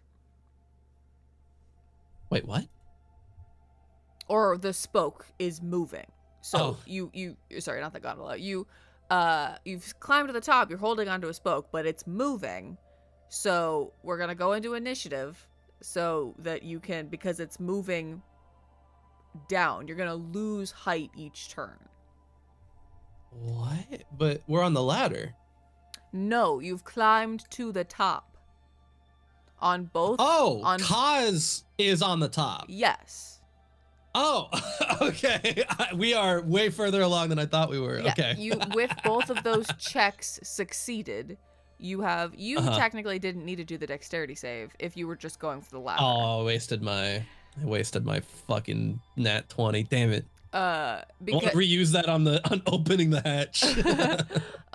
Yeah, because it was the athletics check to scale it to the ladder, and then to grab onto the spokes to get to the top was the dexterity saving throw. Okay. Okay, so Kaz is at the top. We're gonna go into initiative because the wheel's moving, so he needs to drop that at the exact right height. He will lose height each round. So go ahead and roll initiative. All right. All right. Well, Ailstain's at bottom of initiative. Fucking nat 1. Okay. And then Kaz got a 13. Okay. Ambrose got a 5. Okay. And Neve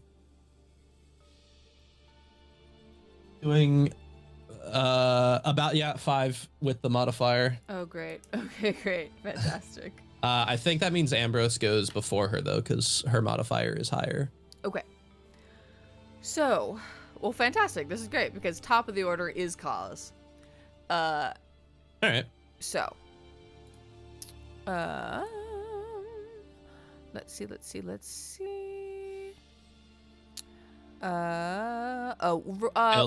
Ailstain's just a little tired after doing all those flips. Roll a d8 for me and let me know the result. Whoa, a 9? That's crazy. 2. Okay. The current height of the Gonna loses. No, actually that doesn't make any sense. I think sorry. It's specifying that you're holding on to a gondola and not like a spoke. I guess he is kind of holding on to a gondola because he's all the way at the top. Mm-hmm. Okay. Great. So he is at the top. That's 80 feet in the air.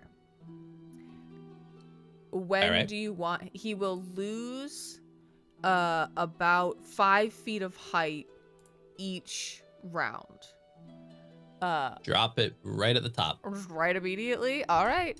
Go ahead and give me an improvised weapon attack. And the DC you're trying to, or the AC that you're trying to hit is 15. Okay.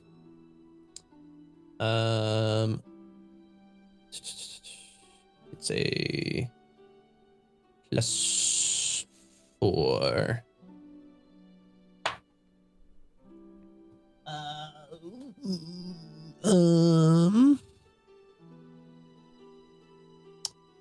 What was the AC I'm trying to hit? 15. All right, Bardic it is. Okay. Heroic inspiration it is. Okay. It's a little better. I think that hits it with the Bardic. Yeah. With the Bardic, that hits at 16. Okay. Ooh. But he did use his heroic inspiration for that. Okay, fantastic. Ooh, this boy. Ooh, that could have been really bad for him. All right, I will go ahead and remove that for him. Fantastic. Yeah, Kaz, You all watch as Kaz fucking monkey climbs up this fucking moving ass Ferris wheel, grabs Well, on. no. He doesn't even have to. He doesn't even have to monkey climb. He just has to run across the spoke while it's rotating Yeah, up. all right. Yeah, well, but he's also got to like jump He's onto doing the like gondola. He's doing like a circus style, like walk across the tightrope thing. Yeah. And he's also trying to be kind of incognito a little bit, trying not to draw a super lot of attention. So I'm actually going to okay.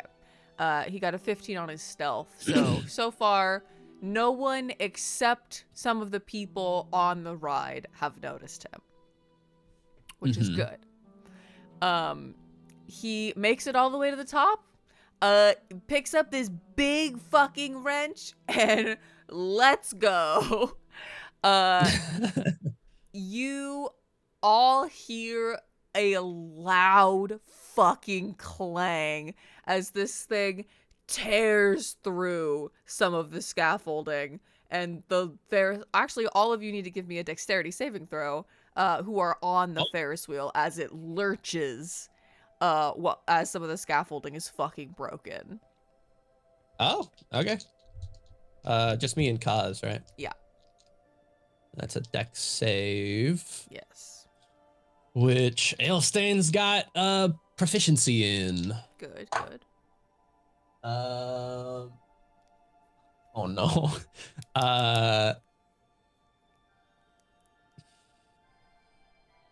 So Ailstein gets a 19. Okay. And Kaz gets a 12. Okay. So here's what happens. Oh god. Kaz climbs to the top. Wait. Does anyone have feather fall as a reaction? I don't think so. I mean, you can check, but Wait. Yeah. Ambrose has feather fall as a reaction. okay. So Kaz climbs to the top of this fucking Ferris wheel, throws this giant ass wrench off. It all lurches, and you manage to like hold on tightly and not fall off. Kaz loses his fucking footing, falls ass backwards off of this Ferris wheel, and Ambrose looks up just in time to cast Feather Fall. So where his plummet of death becomes just sort of a lovely like leaf falling to the ground. He's trying to look cool while he does it, but it's impossible to look cool while you're falling. Yeah, yeah, exactly. He's crossing his arms angrily while he Mary Poppins falls. Truly. Okay, disaster avoided. Roll me 10d10. I'm gonna use fucking Google for this, dude. Okay. 64. Nice. All right. You do 64 damage. Not. Damn, this was a fucking volatile roll. I got 3 10s and 2 1s. It is immediately bloodied. Yeah, you knew it had 100 hit points. It has 36 hit points left. So it is disastrously broken, but not completely broken yet. You still need to do a little bit more just to break it away fully. Okay. Next up, so that was so that was Kaz's turn. Next up is Neve and Ambrose. So Ambrose did a reaction spell, so I don't think he can cast another spell. Yeah. He could probably cast a cantrip. Yes. But not a spell. Since they're both rolled a 5, are their turns interchangeable? Yeah. I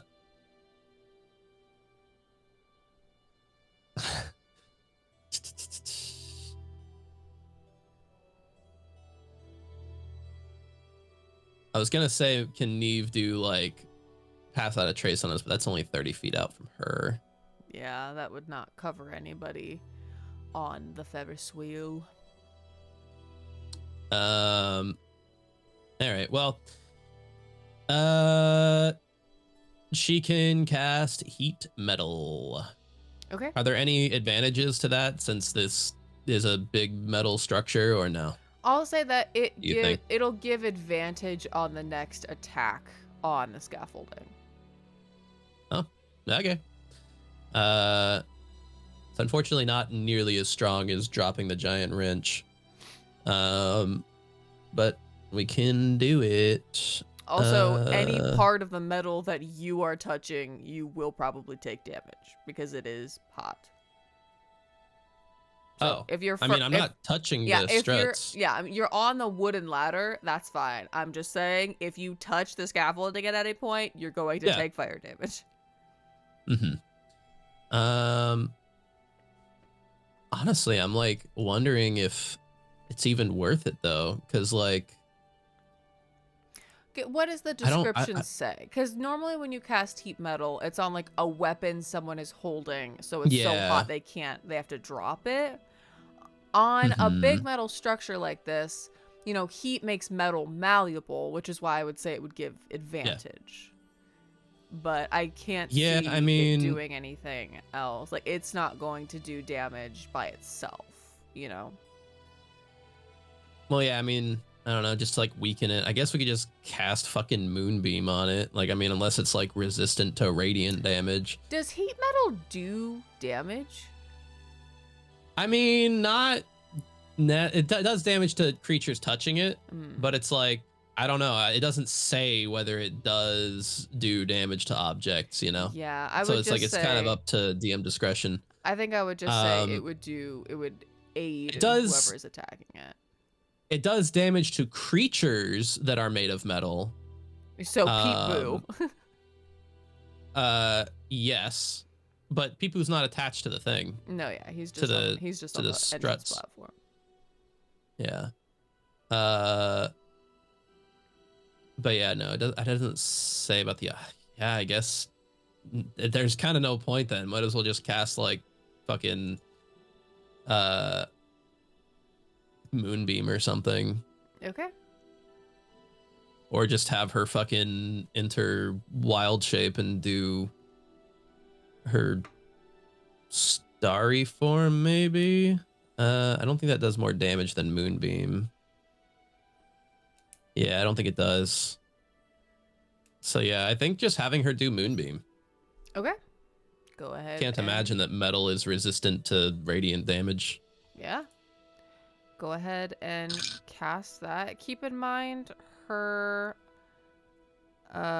moon sickle does something for that. I have it equipped, so it should add any bonuses already, but I know that you gain a +1 to spell attack rolls and saving throws with it.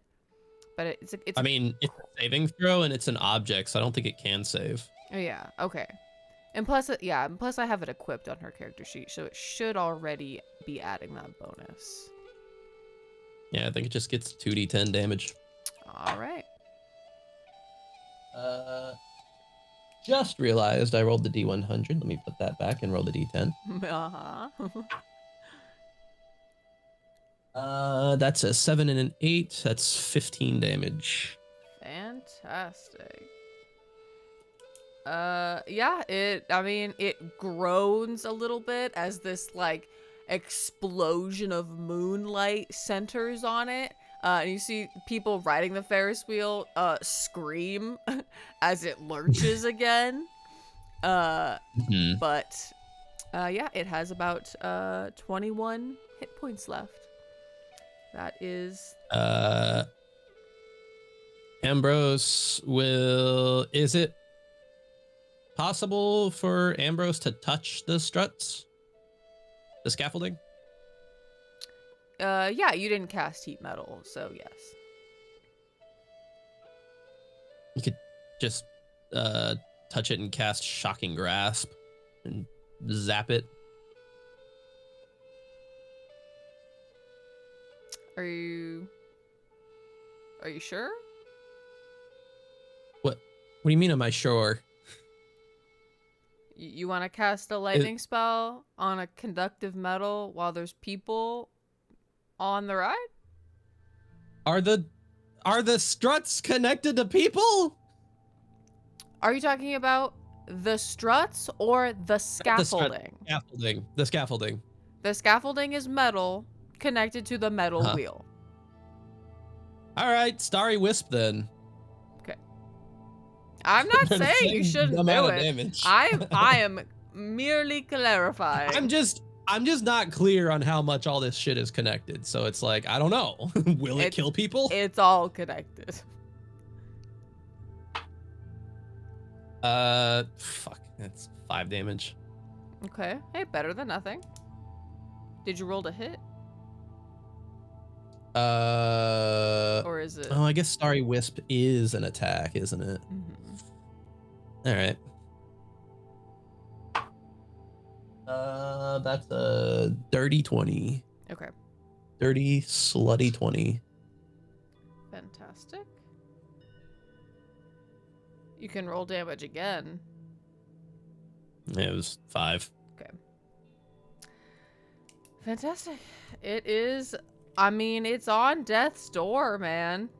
Do either of them get bonus actions?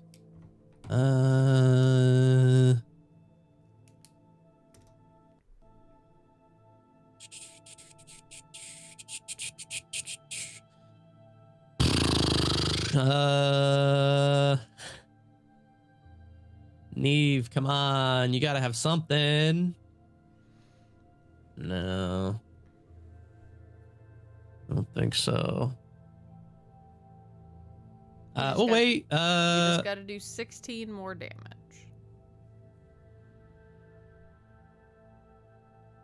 If she enters her starry archer form, she can use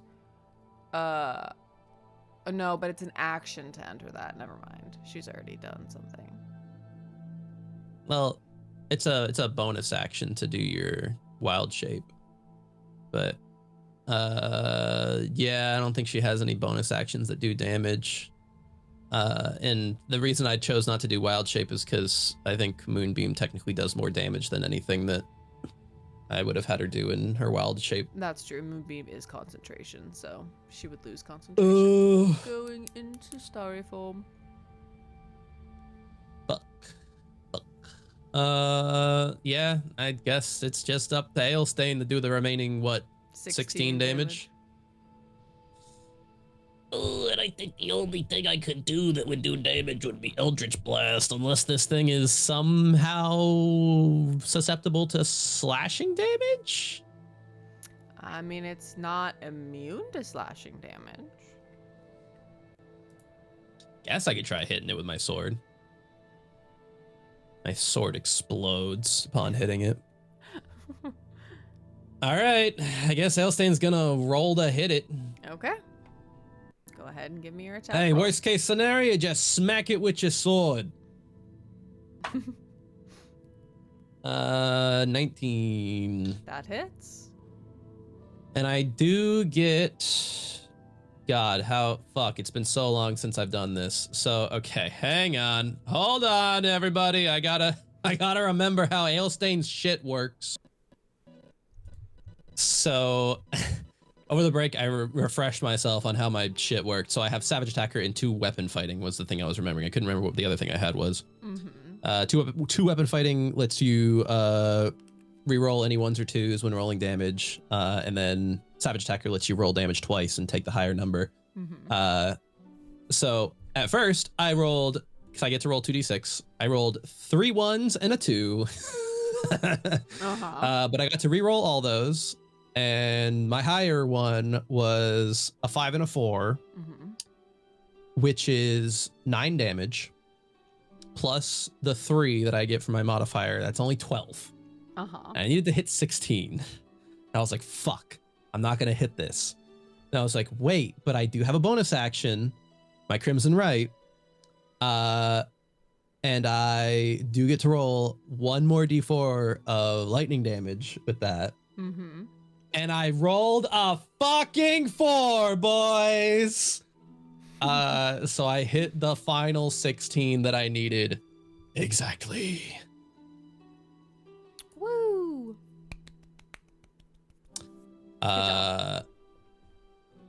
Anyway.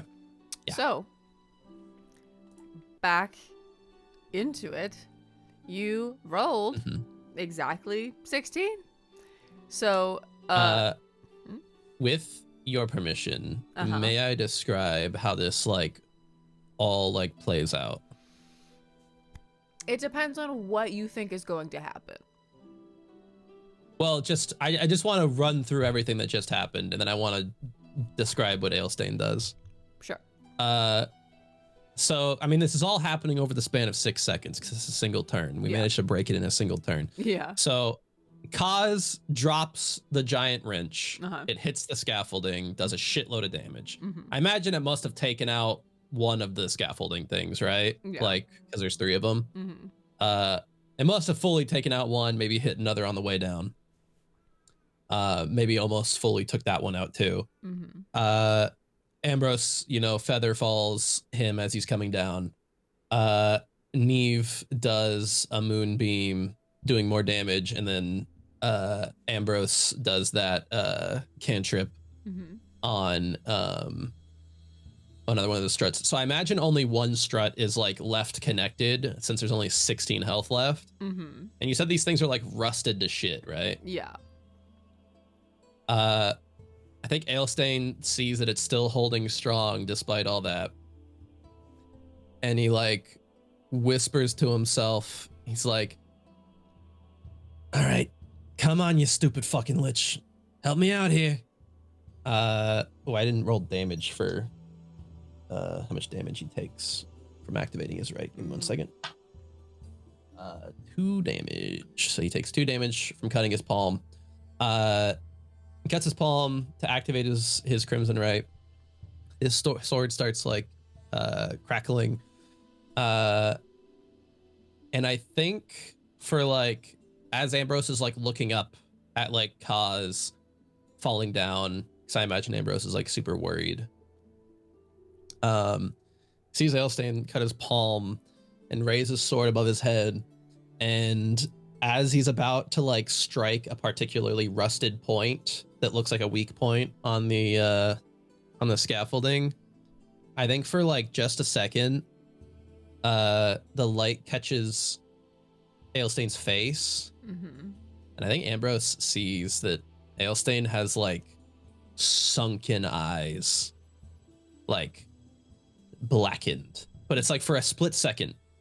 And then it's gone, and he brings the sword down and slices clean through that beam. Interesting. You sever this beam. The scaffolding shakes. It is clear away. It like falls away from the port that you need to open. Give me a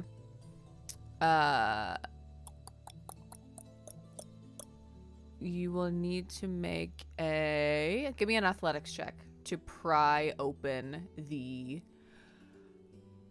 panel to retrieve the thingamajig. Okay.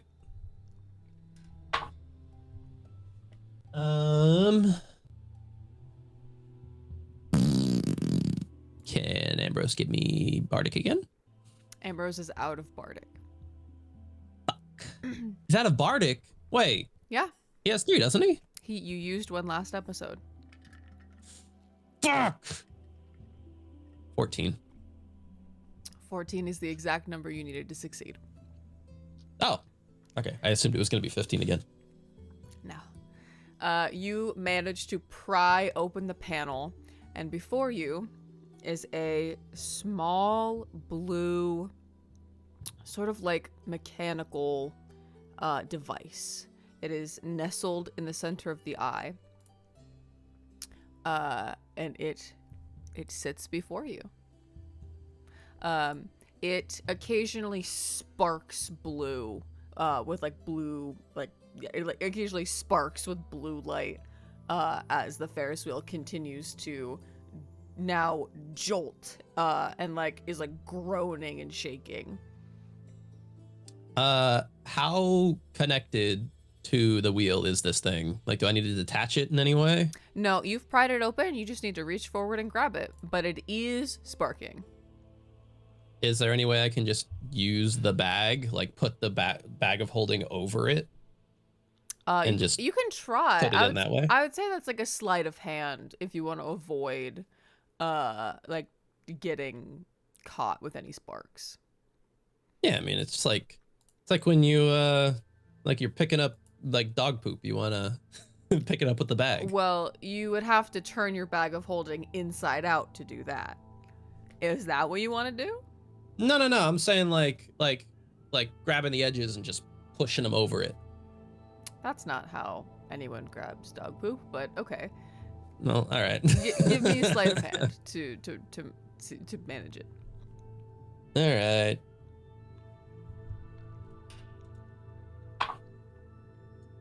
Ooh, dirty 20. Fantastic. You manage to not take any lightning damage from picking up this sparking fucking metal contraption on a moving Ferris wheel. In hindsight, it was a good idea to send the thief up for this. You scoop the thingamajig into your bag, cinch it tight. You step back on the ladder, and everything shakes. Not just the Ferris wheel, the ground. You look around you. The Ferris wheel begins to fall apart underneath you. And as you are trying to get your footing, you look out over the Revelia and you see like darkness encroaching. Lights are going out all over the Revelia. You, in this moment, you need to get off of this or you're going to go with it when it goes down. I think I make eye contact with Ambrose and I say, now! And I jump off. Okay, Ambrose uses a reaction to cast Featherfall on you. Here's what happens. And actually, chat, I need your help.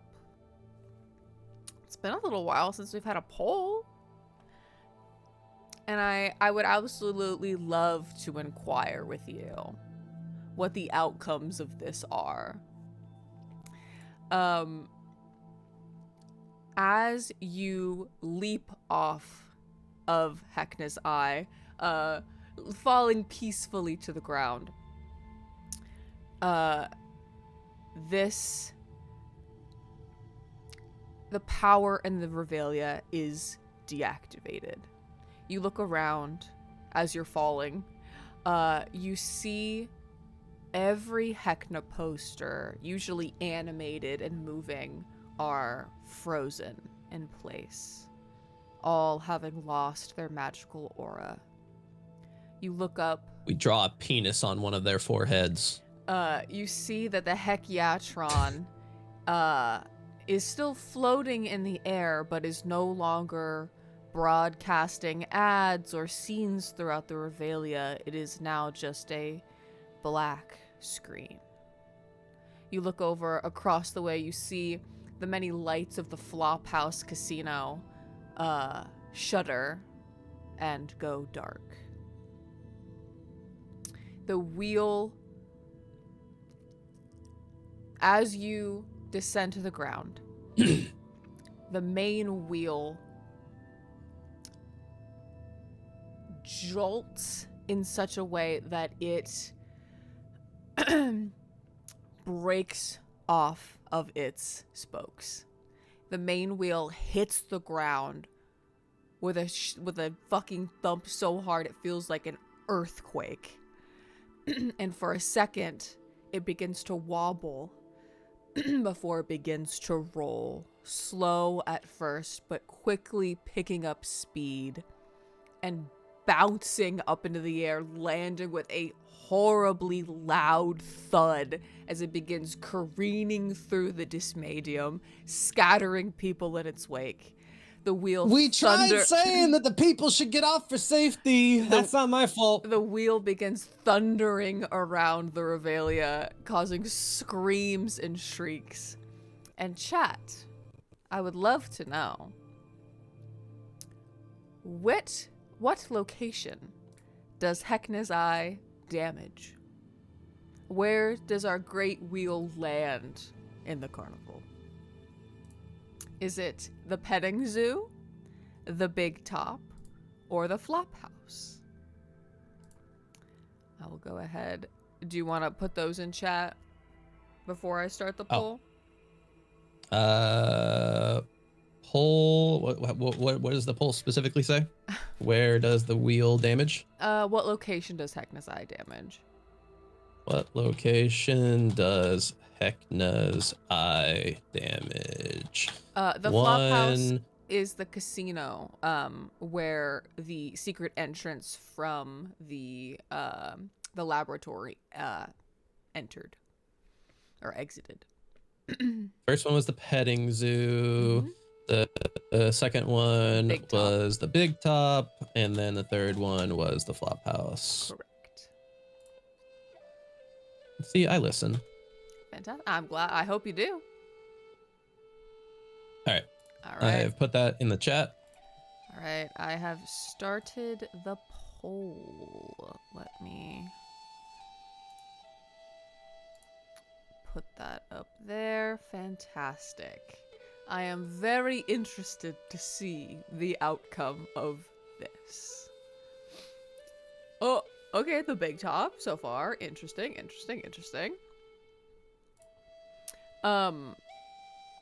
Everyone hates Arachne, it seems. Yeah, you see that so this thing rips free and begins careening through the fucking Revelia. You see all that is left is the entrance podium that Pete Boo is like stuck to, and you see that he just turns to look at you.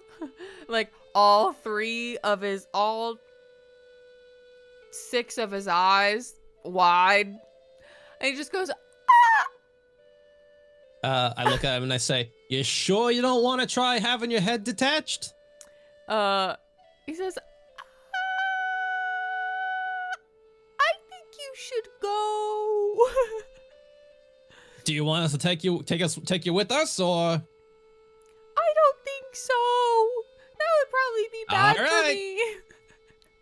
All right, Neve, your turn. I want her to cast Pass Without a Trace on us. All right, she casts Pass Without a Trace.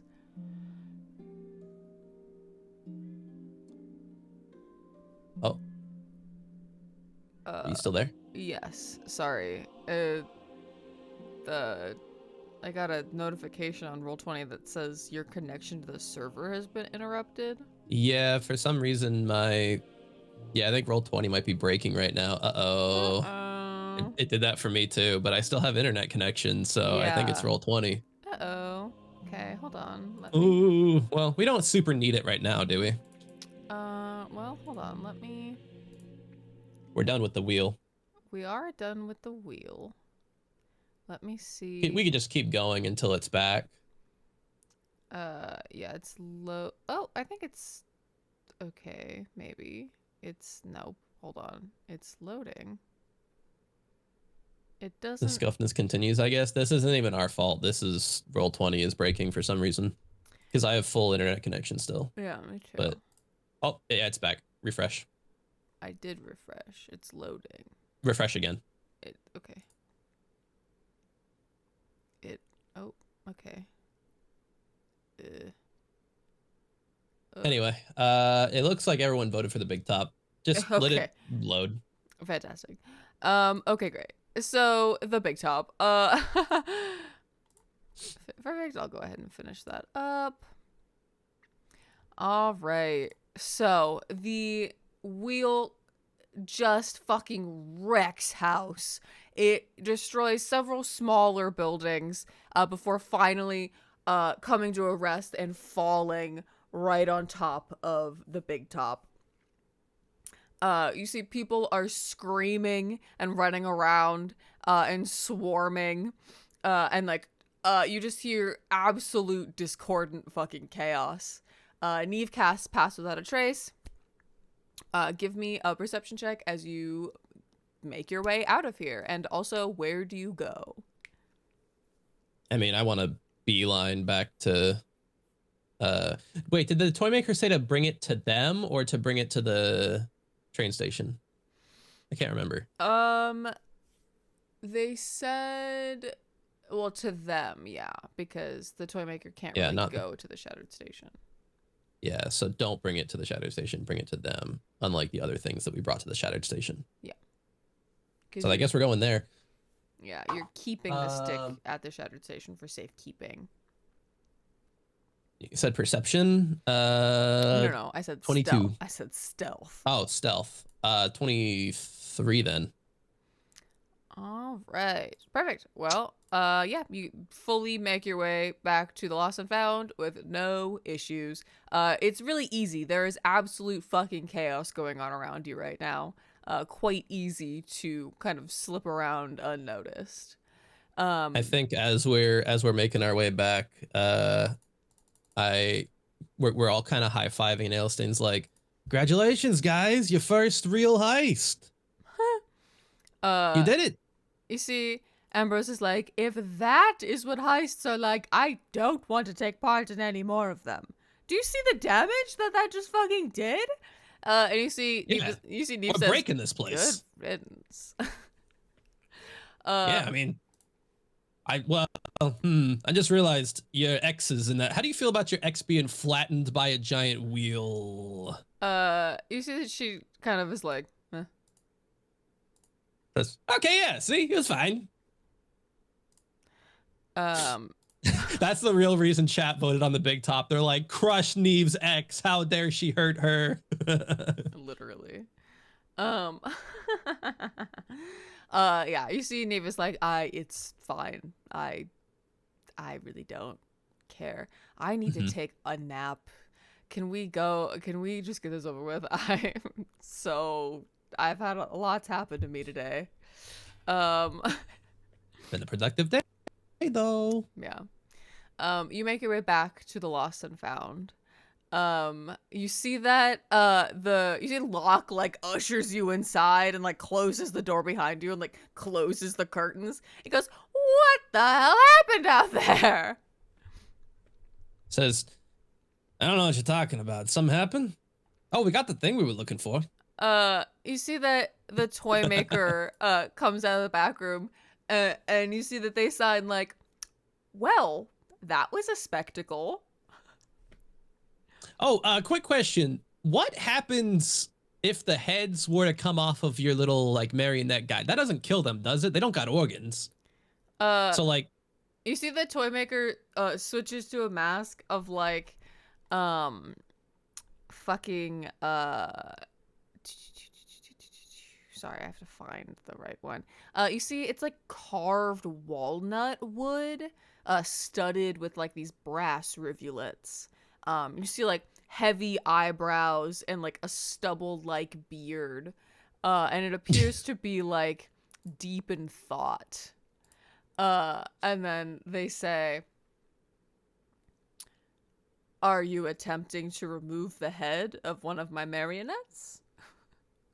well, yeah, one of your guy, Peep Boo, or he's like, yeah, Peep Boo. Sorry, Peep Boo is attached to the wheel. I was thinking, maybe to get him off there, we could just take his head off, and then you make him a new body, and then he's right as rain, right? Am I crazy for thinking that would work? You see the toy maker says, well, the wheel is not the issue currently. It will either be repaired or repurposed, and so Peep Boo will get a new task to attend to. Yeah, but also Peep Boo doesn't need to breathe either, does he? No, Peep Boo He could kind of just go in my bag so that he don't gotta face repercussions from Heckna. You see the toy maker shakes their head and says, Peep Boo will not face repercussions for this. If anything, it will be us if Heckna finds out. Heckna's gonna find out. Come on, that guy's stupid as hell. You see they hold out their hand for the thingamajig and ask to inspect it. Careful, it's gonna zap the shit out of you. You see they're like, They shrug. He like gingerly like dumps it out of the bag into their hand. It falls out. It sparks a little bit, but most of the electricity is like gone from it at this point. Mhm. You see that they take a little bit to inspect it. And then afterwards, they give it back to you. And they say, What? They say, you may leave it with the Shattered Station if you wish for them to hold on to it. However, I would advise you hold on to it. It is a powerful magical item that will be very useful in the fight against Heckna. Oh, is it like a bomb? You see that they like chuckle, like that silent chuckle a little bit, and shake their head.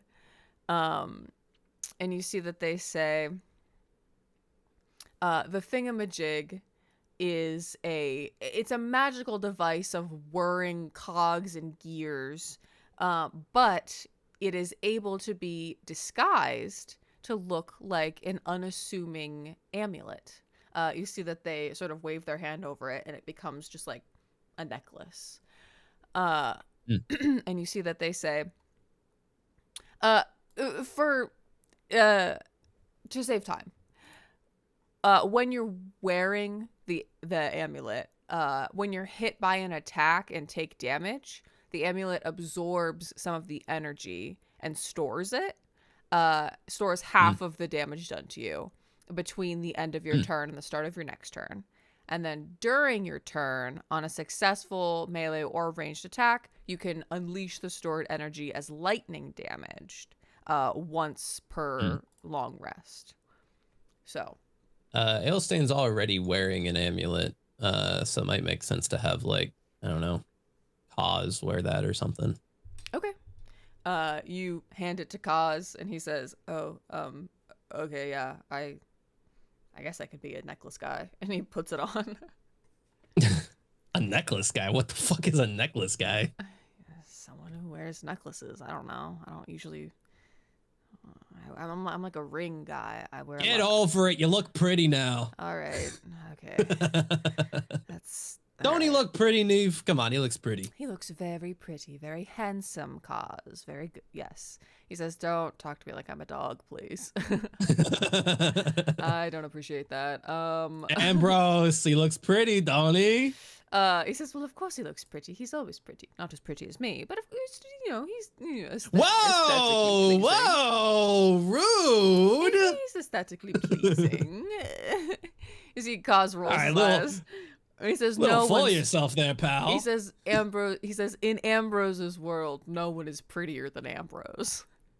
All right, a little bit narcissistic, are we? Okay.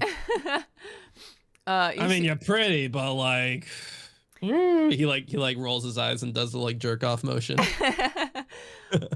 see that the toy maker says, "If you're done, I suggest you get some rest, as there is more work to be done.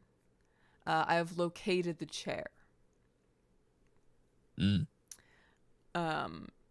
see that they say, the chair, as I said, is what is keeping Cicero bound to the Tunnel of Love.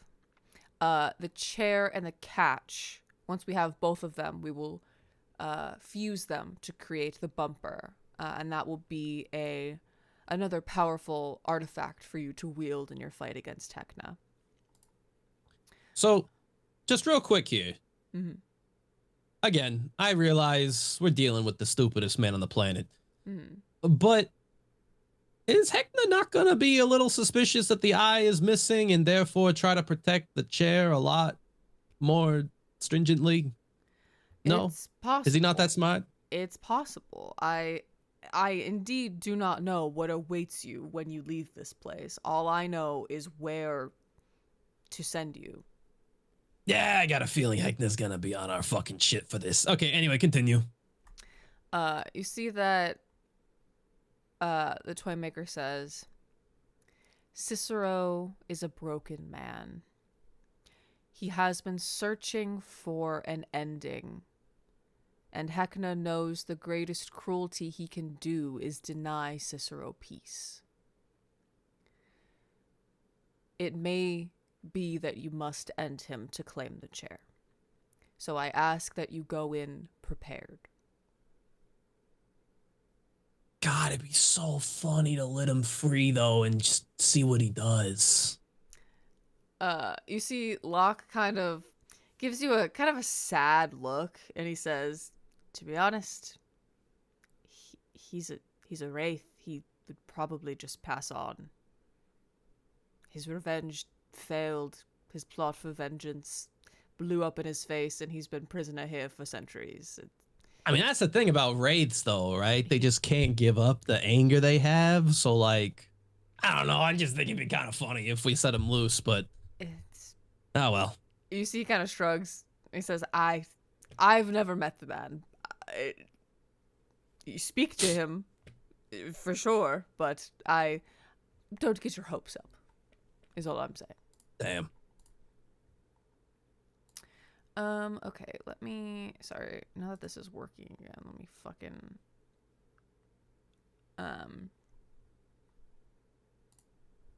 but yeah, so they say, so yeah, you'll need, once you have the chair, you'll be able to construct the bumper. The chair is likely with Cicero in the Tunnel of Love, so you will need to ride the ride to get in. Mm-hmm. God damn it. You see that they say, Been trying to avoid riding rides this whole time. you see that they say the chair and the catch once formed the driver's seat of the train, the bumper. This allowed the train to travel from this demiplane to other realms while still being anchored to the Revelia. But after the destruction of the train, the bumper, Cicero used it as his throne while he was master of ceremonies. And he also like guarded it. But after his betrayal, Heckna split the bumper into the catch and the chair, and sort of tethered them to different parts of the Revelia. How did the catch end up in the fucking tree? He threw it into the forest to be discarded. And that God, is where it the landed. more I learn about this dude's past, the more it fully solidifies for me that he truly, truly is the dumbest man in all of existence. Sorry, it flabbergasts me every time. Okay, anyway. You see that the Toymaker says Heckna had two reasons to place the chair in the Tunnel of Love. First, to remind Cicero of his fall from power, and secondly, to keep it safe. Few people ever make it as far as Cicero's chambers. The Tunnel of Love is a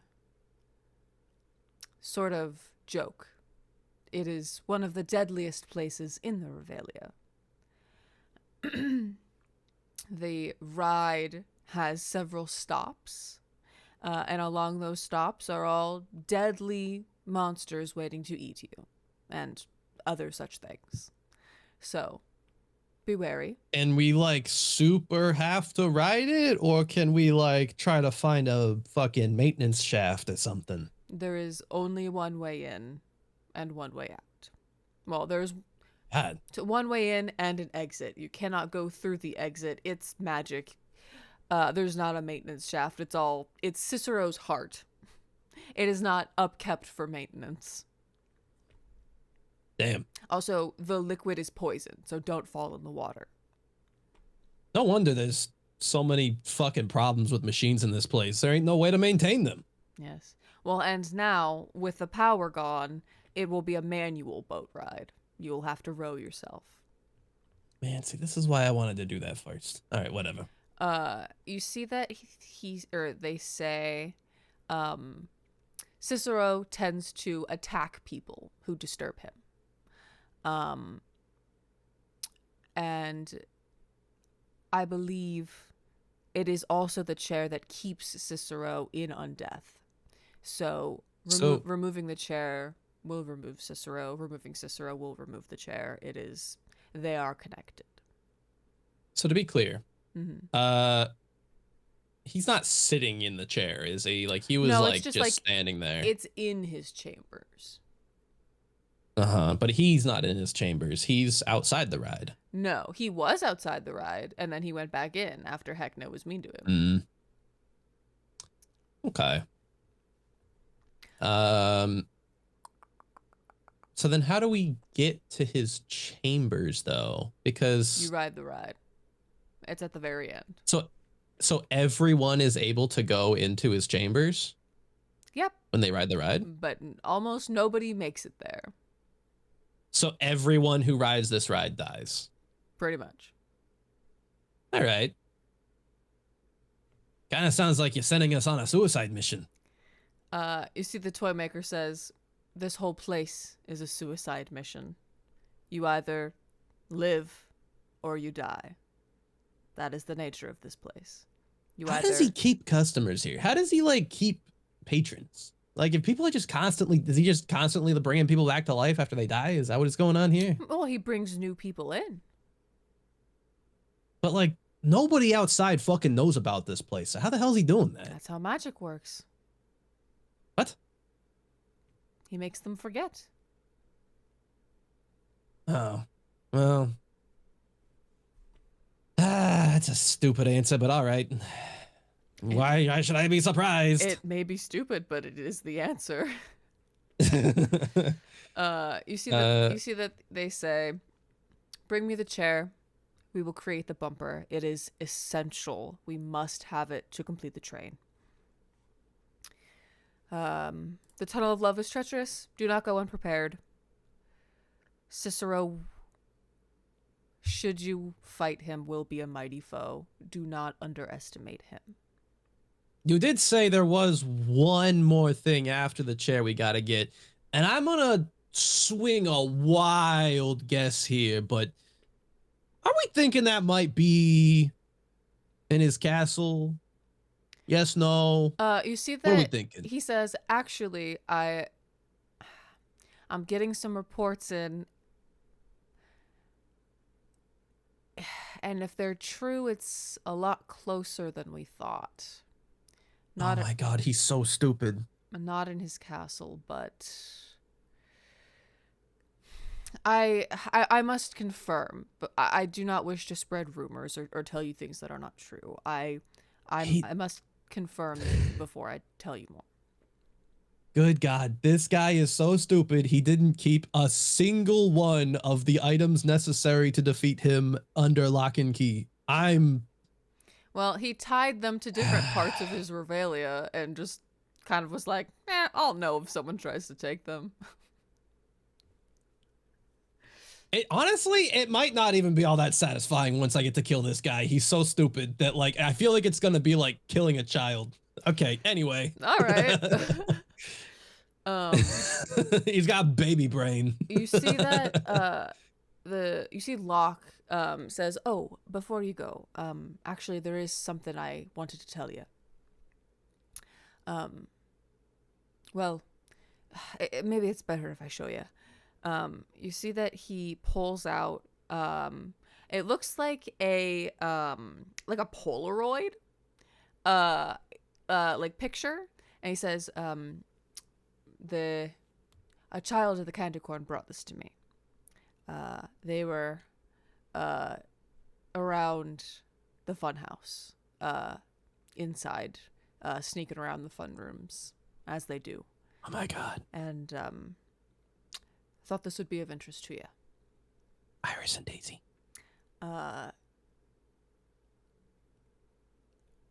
You received the Polaroid. Is there supposed to be music playing right now? No, I forgot to turn it back on. Oh, okay. I'm just checking that there wasn't just playing for you guys and not me. Sorry. Hold on. There we go. You receive the Polaroid.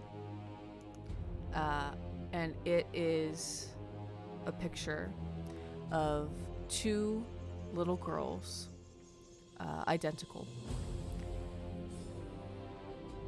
suspended in a cage hanging from the ceiling in a room covered in webs of varying sort of color-shifting hues. A giant clown's head in the center of the room. And you can't see what it is, but from the inside of one of the clown's eyes, there appears to be large insectoid legs creeping out from the darkness within. And where was this? He says, in somewhere in the funhouse. It's, if I had to say, it looks... Which we can't get into. It looks like, well, there's the naughty corner, as you know, and I would guess this is the good corner, where the favored pet is kept. You see the toy maker takes a look at it and nods, and you see they say, Snout is currently in the naughty corner, so this would be Myrmidon's lair in the funhouse.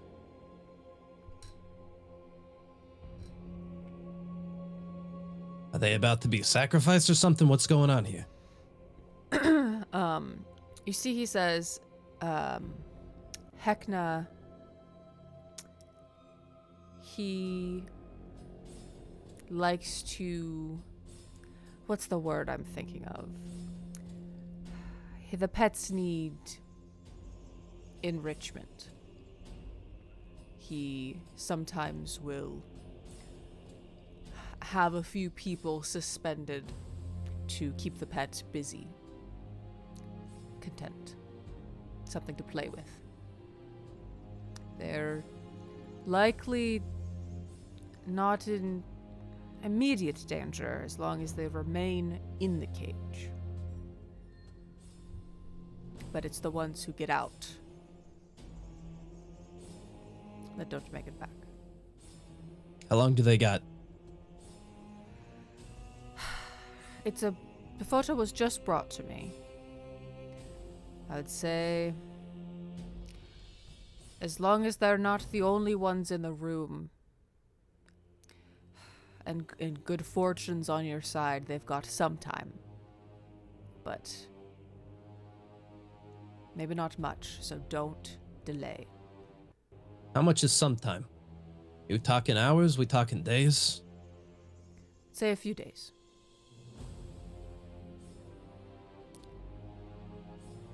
If you recognize these girls, then my only advice to you is do not waste time. Do they look like twin fire genasi? They do.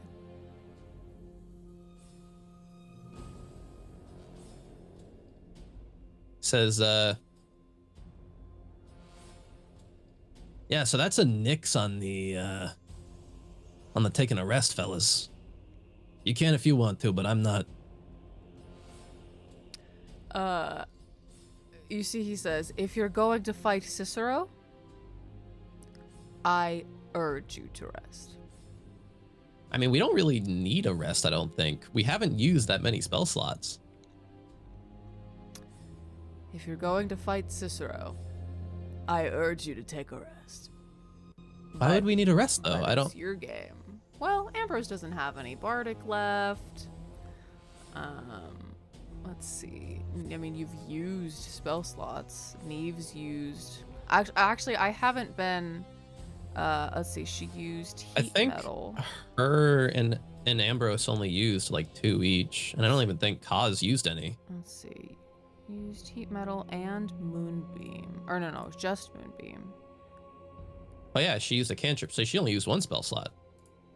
Oh, I know, she used Pass Without a Trace. Oh yes, she used Pass Without a Trace as well. So she's out of 2nd level spells. Ambrose used Feather... Out of 2nd level spells? That's not, she has 3. Twice. Yeah, she had already used 1 last episode. And so Ambrose used Featherfall twice. So he's only got 2 1st level spell slots left. Did Ambrose cast Shatter? No, because he cast Featherfall. Right. Okay. So, and then and then Cause did not cast any this episode, but last episode he used a first and a second level spell slot. So, yeah. Ambrose only has 2 first level left and 3 second level. Neve is out of second level and only has 3 first level. All right. I mean, I think we could absolutely do a boss fight without all spell slots, but Yeah, whatever. no, That's fine. We can go rest. I'm just saying. If you don't want to rest, you absolutely I'm don't. just saying. All I'm saying is, if those little girls die because we rested, I'm gonna be real pissed. All right, let's go rest. Okay, well then don't rest. I am not. No. I am not in charge of you. I am just. You are information. definitely urging us to go rest, so we'll go rest.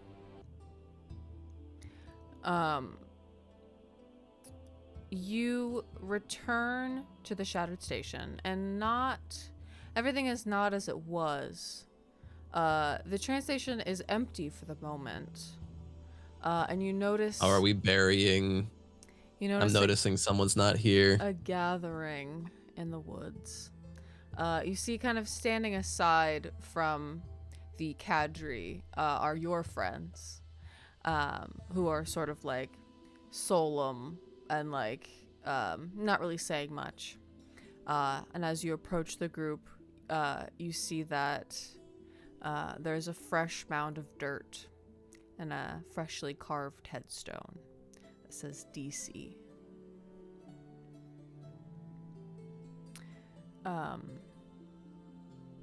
You see Watt turns to you, his eyes red and puffy. And he kind of just shakes his head. Says he couldn't hold on anymore.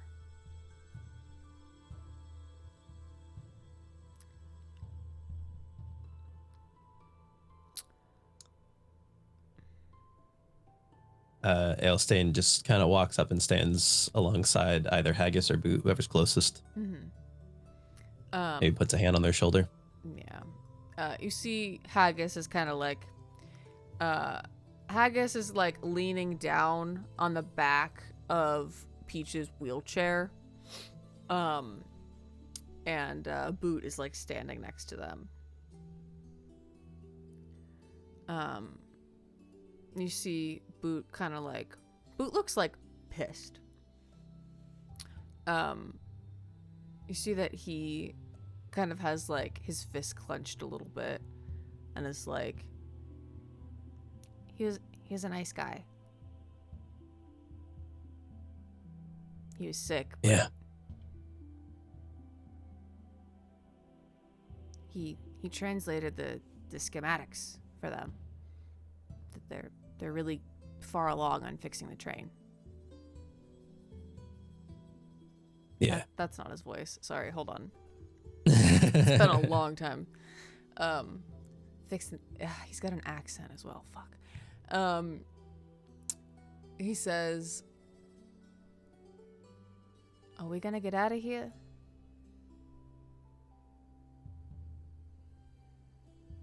Are we gonna end up like him?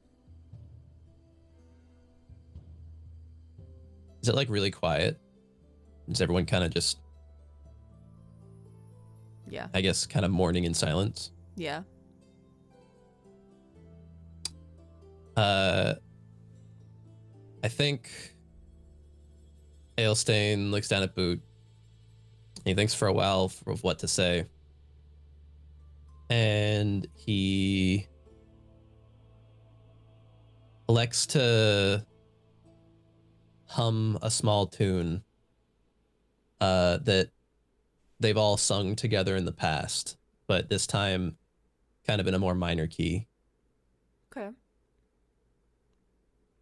And he waits for the other two kids to pick up the tune. You see that it's sort of slow to start, but Haggis starts humming it first, and then Boot. And you see Peaches seems to know it as well. Not as well, but he seems to know the kind of the melody and is like sort of quietly humming it too.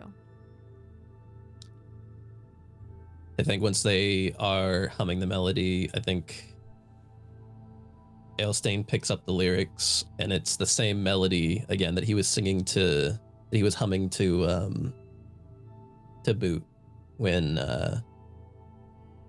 Boot was struggling against the nose. The clown curse. Mm-hmm.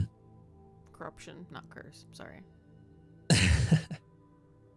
And he starts singing it, and again, it's usually a little more jaunty, but he goes, "Oh, there's a wicked dame with a hot or cold flame, has a razor to maim and your head to claim." And I think the kids kind of join in together for the chorus, and they all chime in with "Misfortune, misfortune, oh, cruel misfortune, misfortune, misfortune, spare us, misfortune." Ailstein comes back in and says, "You can run, you can hide, you can try to steer wide. Smarter folk have tried, smarter folk have died. Misfortune, misfortune, oh, cruel misfortune, misfortune, misfortune, oh, cruel misfortune. She don't care for gold or treasure unsold, for her spirit is old and her heart is grown cold." They sing the chorus again, and then, "Oh, but don't fear this lass, though she's cruel and crass, for she's got a bit of class for tales that surpass. Misfortune, misfortune." They sing the chorus again. And then he finishes it with, "So reef your sails tight and gather your might. When heroes stand to fight, she may shine a light." And all the kids join in one last time, a little louder this time. "Misfortune, misfortune, oh, kind misfortune, misfortune, misfortune, spare us, misfortune."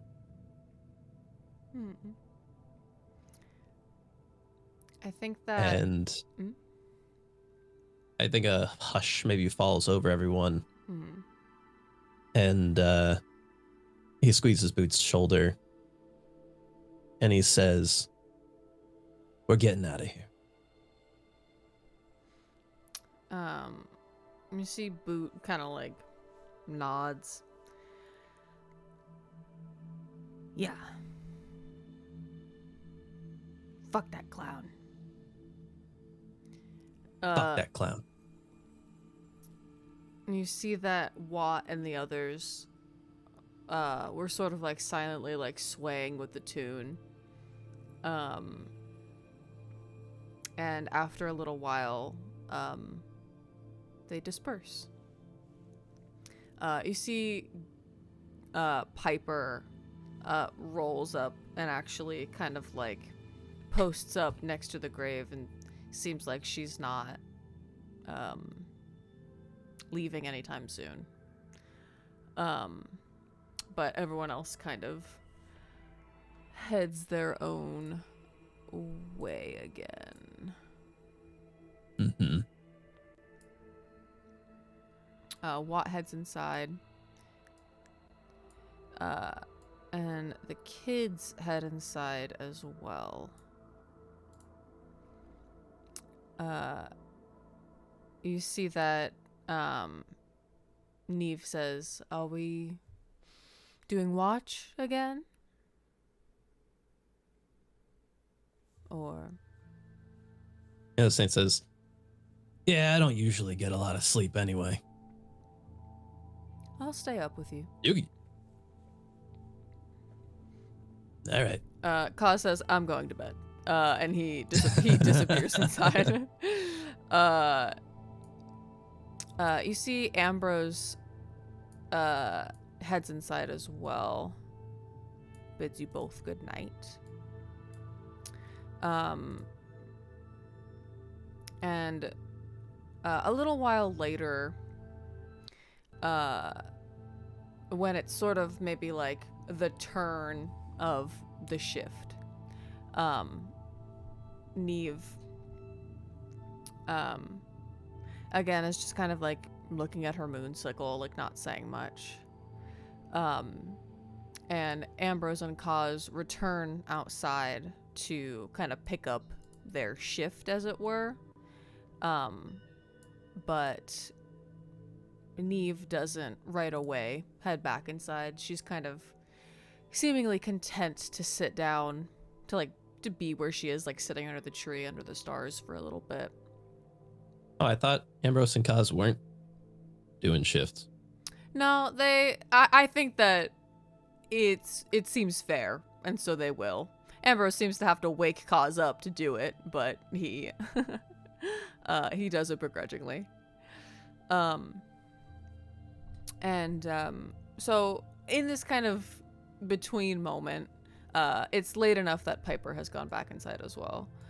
Although she sat out there for many hours. I mean, did we try talking to her at all? She wasn't in the mood for conversation. Fair enough. You see that all of you are out here, among the stars, kind of sitting in sort of silence together.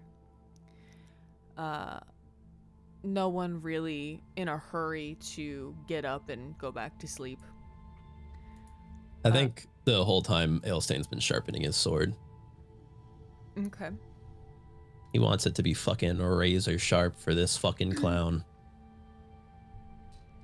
You see that Ambrose kind of like is watching Neve while she is sort of like looking over her moon sickle, clearly thinking about Bella. Mm-hmm. And you see he says, you know, I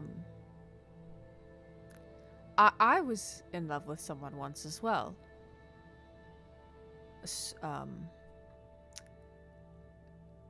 And you see Neve looks up at him in kind of a curious, like,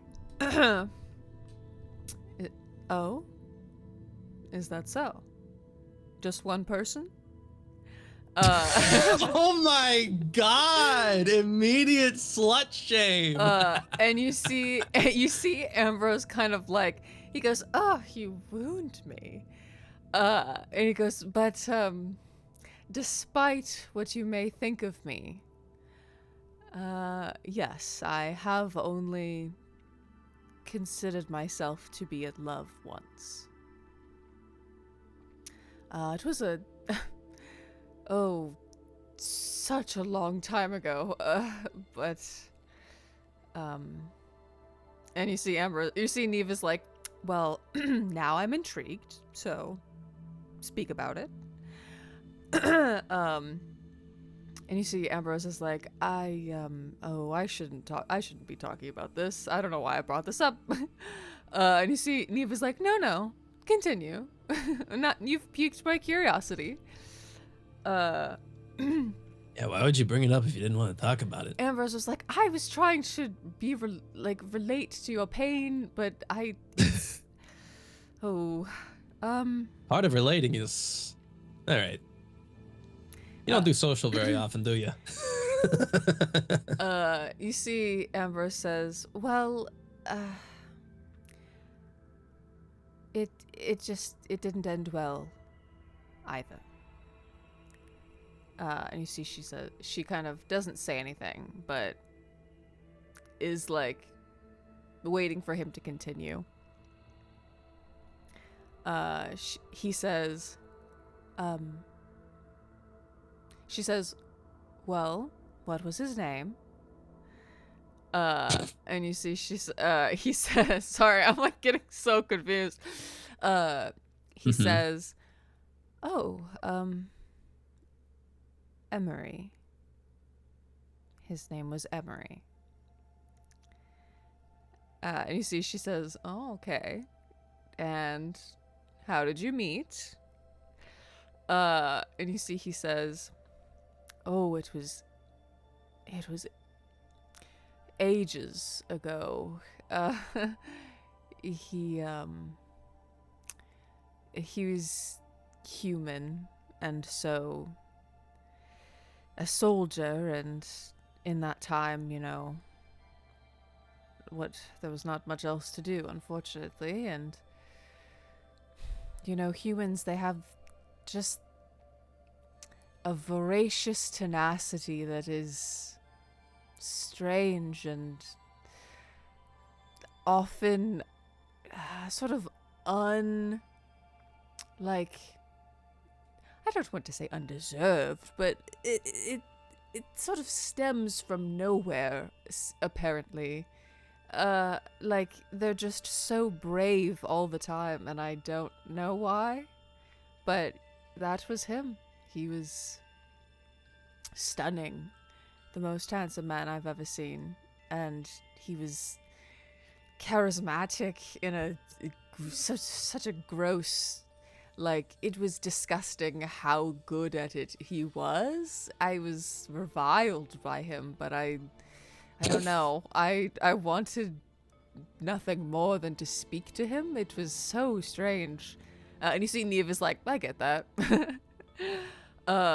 You see, he says, and I don't know, it was... And what do you know? A bottom who's in love with a selfish top. Tale as old as time. He says, and it was weird and strange, but I loved him. And he gets kind of quiet. And she says, and what happened? And he says, well, he was human. And at first, that is all he says, as if it is answer enough. And then he says,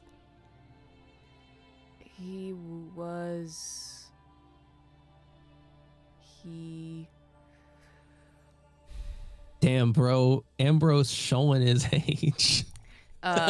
You see, he says, he was taken from me. Mm-hmm. And you see that she nods.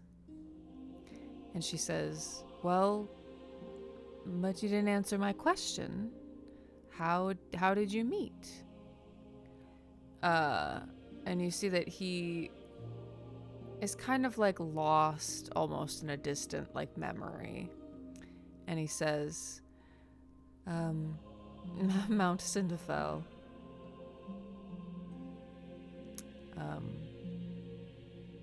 We met at Mount Cinderfell. Long time ago. Isn't Mount Cinderfell where Dragonhold is? It is.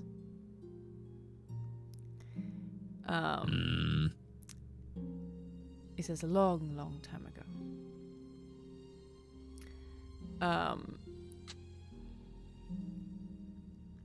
And you see that he looks like he wants to say more, but is having a hard time finding the words. And she says, what? She says, I'm not familiar with Kala. Is Mount Cinderfall like a popular landmark? Like, what's there? And you see he kind of blinks. He says, "What?" And she says, "Mount Cinderfall? You said hello? Like what you just said? Mount Cinderfall? That's where you met. What's special about that place?" And you see he says, "I didn't say that. I didn't say that." And she says, "What do you mean?" "Yes, you did." And she looks at you like, "Am I crazy?" I think Ailstein isn't even looking at either of them at this point. I think upon hearing Mount Cinderfall, he like has a 1,000-yard stare as like cogs are turning in his head. Mm-hmm. And you see, Amber says, I didn't say that. I must have said something else. You must have misheard me. What was the question?" And you see, Neve says, what's important about Mount Cinderfall? You said that's where you met Emery, right? And you see Ambrose, like, opens his mouth and closes it. And, like, can't seem to find anything to say. And you see Kaz, like, pinches the bridge of his nose. And he says, "You idiot. You are so bad at keeping your own secrets." And Ambrose was like, I didn't. I can't. And you see Kaz says, "I'm surprised." You see Kaz says, "I'm surprised that you could say that, actually. That's surprising. Well, I'm going to tell them because you can't." And you see Ambrose says, "Whoosh." And you see Kaz says, "Well, they were going to figure out one way or another. So it's probably best that we tell them now, right? We're supposed to be friends. Isn't that what you said? No more secrets?" And you see Ambrose just like, "That is what I said." And you see Kaz says, "Look, I wasn't going to bring this up because it's not my shit to talk about. But Ambrose has a secret. And I've only learned about it because we've been living in the same house for a really long time. And I've had to spend every waking moment with this douchebag for a long time. And that's really the only reason I figured it out. So I'm not surprised it hasn't come up. But Ambrose has a secret. And he can't talk about it. And he can't talk about why he can't talk about it. And it's really fucking annoying, if I'm being honest with you. So I don't know what it is. But I know that Emery is about the closest he can get to talking about it. So whatever it is, Emery is like one step away from whatever it is. Hey, Ambrose. Yes? How old did you say you were? You know, you see, you watch him consider lying and then change his mind. And you see he says, "I actually don't know. I lost track. Stopped counting." Yeah. Had a feeling. It's not that I didn't want to tell you, I just can't.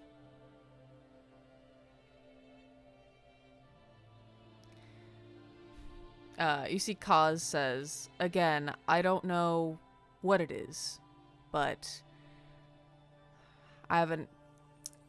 It's like, you know, you ask him enough questions and eventually he can't tell you. Eventually, you just can't say anything else. But I don't know.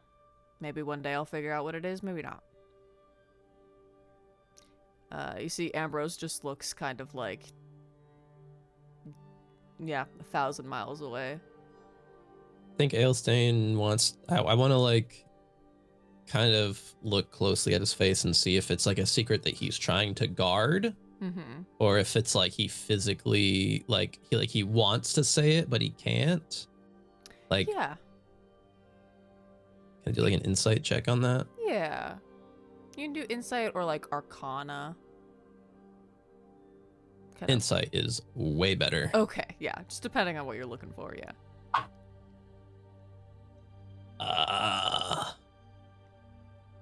14. That's not very good.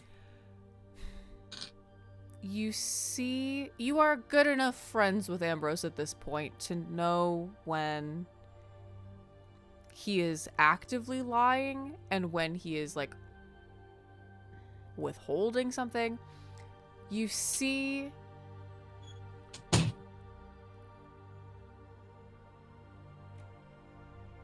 okay. Did he say, I'm so sorry, did I miss that he said I'll be right back?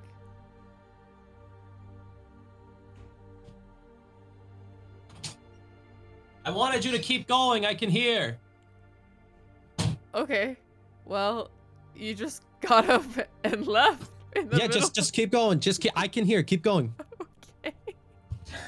Okay. I had to take care of something. Keep going. Anyway. I'm good. I can hear. All right, good. I'm sorry. You just got up and left. Everyone in the comments is like, what? No, I'm so can sorry. hear. I'm so sorry. I'm so sorry. Okay. I was hoping you wouldn't point it out. I'm so sorry you got up and left in the middle. Okay. If I do that, just keep going. It's fine. Okay.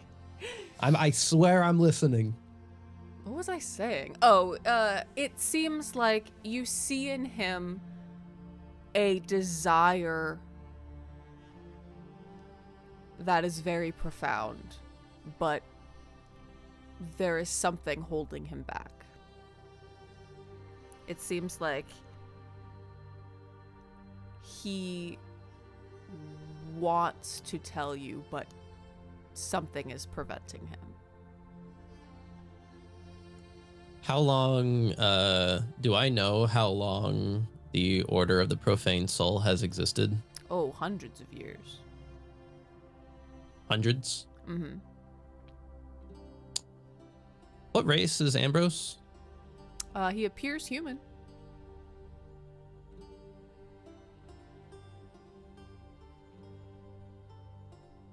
Ambrose. You ain't fully human, are you? You see that he kind of like laughs a little bit and he says, "Oh, I thought that was obvious." Wait, why would it be obvious? Well, humans don't live for hundreds of years. Well, yeah. Well, we didn't know it was hundreds of years. Well, yeah. He says,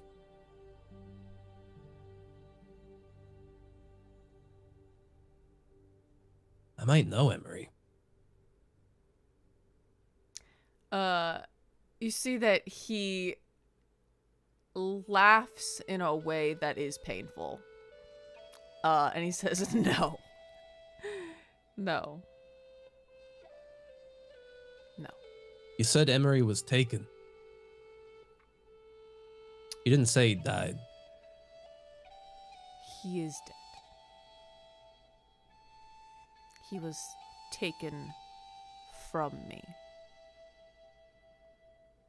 By what? He looks at you with a sad desperation and cannot say anymore.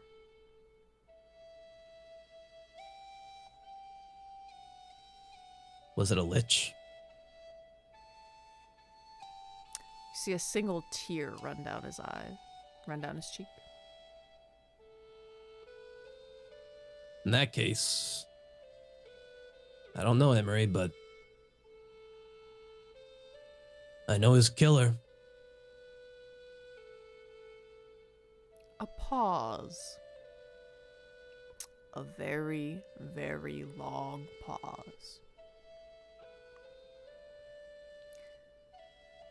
What? Yeah. That lich is still there.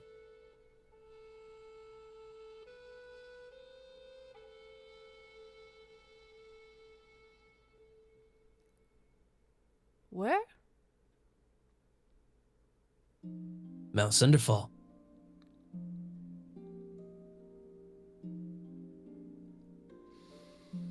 Who?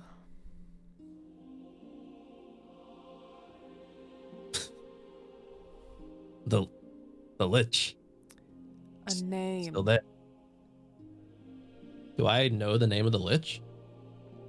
He introduced himself to you as Drakthul. Drakthul ring a bell?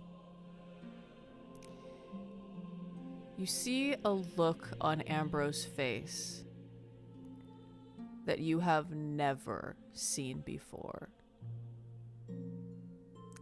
And despite how it makes you feel personally, it is terrifying. You see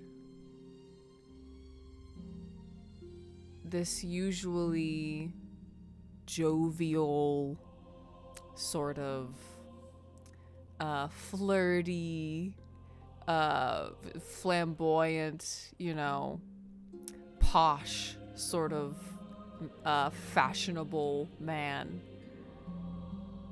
You see complete devastation and rage that is so profound, if looks could kill, several would be dead. And beyond that, give me a perception check or investigation. Both are the same. Okay. Wait, no, perception is one higher. Okay. Give me a perception check. I forgot my wisdom changed. 12. You just see light. The moonlight reflects, casts shadows on his face. You just see rage. Old rage.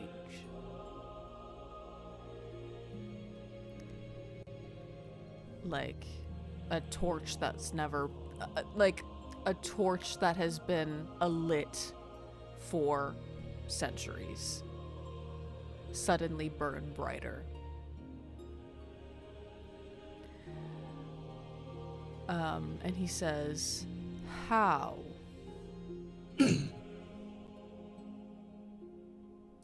How do you know that name? Well, I might be one of his victims soon if I don't play my cards right. You see, Neve says, "What? What do you mean?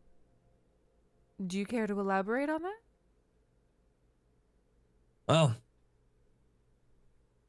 be careful who you tell this to. She looks around. Says, hey, it's one of those, threatened with pain of death, this, that, and the other things that, the blood hunters go through.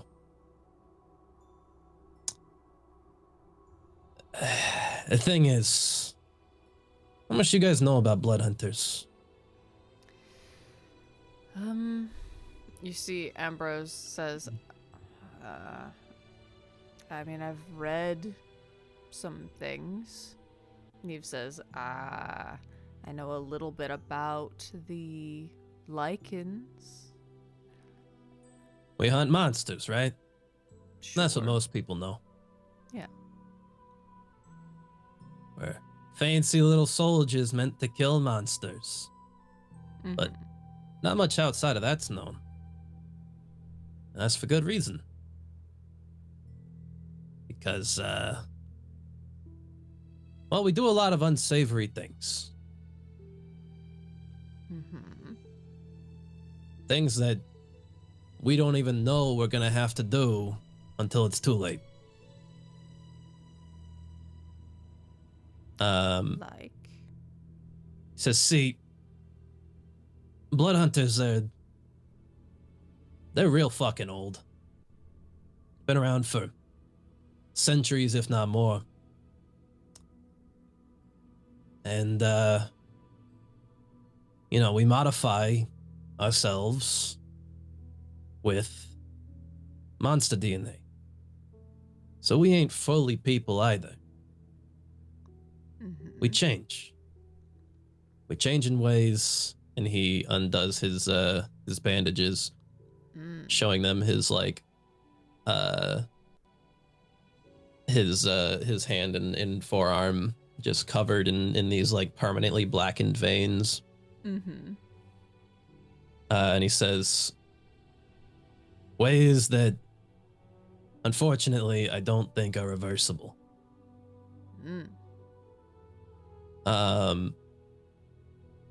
It leaves you changed forever, but you get some benefits. You know, you're faster, stronger, more competent, like a monster. But well, there's a lot of monsters in this world, and it quickly became apparent that weren't enough. So each blood hunter order is sort of a sect that broke off from each other. We got different orders because there were different approaches to dominate different monsters. Got the Order of the Lichen, who take on lycanthropy to further strengthen themselves. Other orders think that upping the mutagens that you take is the way to go. Make yourself even more strong. Well, the order I'm from took a different approach. I made a pact that I didn't think I was gonna have to make until it was too late. What kind of pact?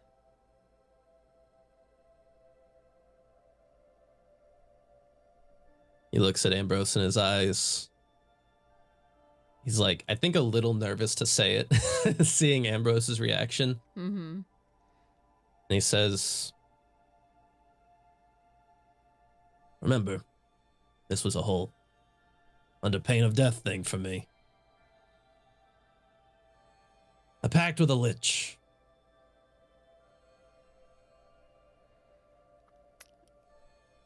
You see, Ambrose is like meticulously taking in every detail of your face, but is silent. Yeah. And you see Kaz says, is it a pact you can get out of? Well, I thought so.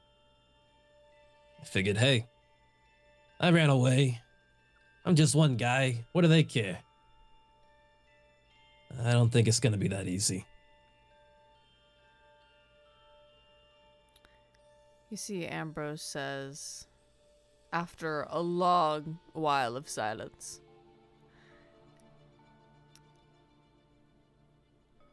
We all have our secrets. I do not begrudge you yours. Makes you feel any better. I ain't happy about it either.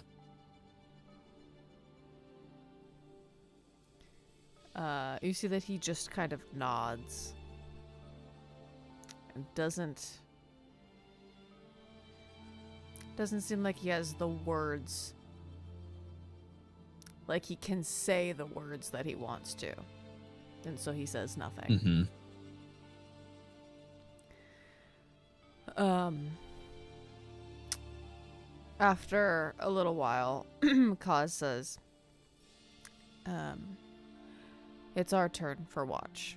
You guys should go get some sleep. Neve nods, dusts off her skirt.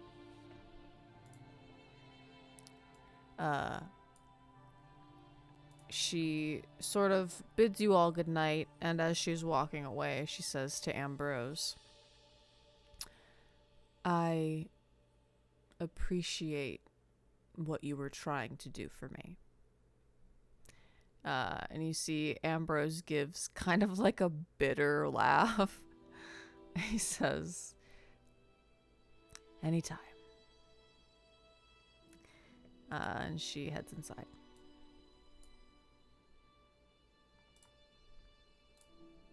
If there is no more discussion, all of you may have your long rest. I think Ailstain still stays outside, even if they don't want him around. He like stays somewhere else. I feel like he's like used to staying outdoors at this point because of the training. Yeah.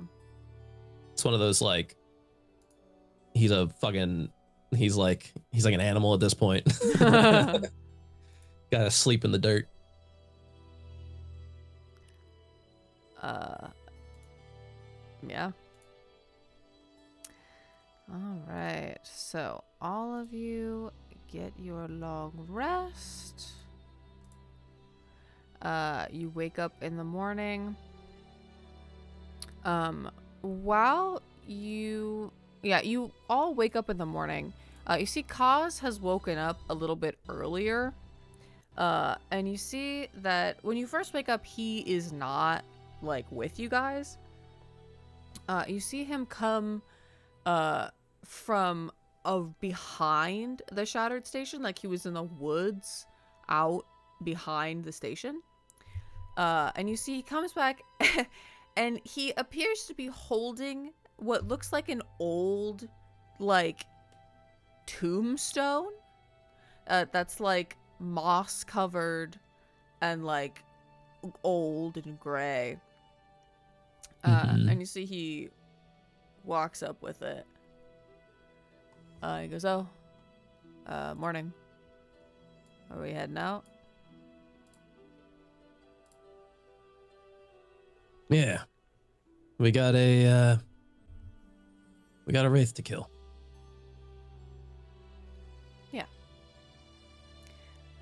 You see that he like doesn't address it at all, but slides it onto his arm, and you realize it's like a shield. And give me a perception check.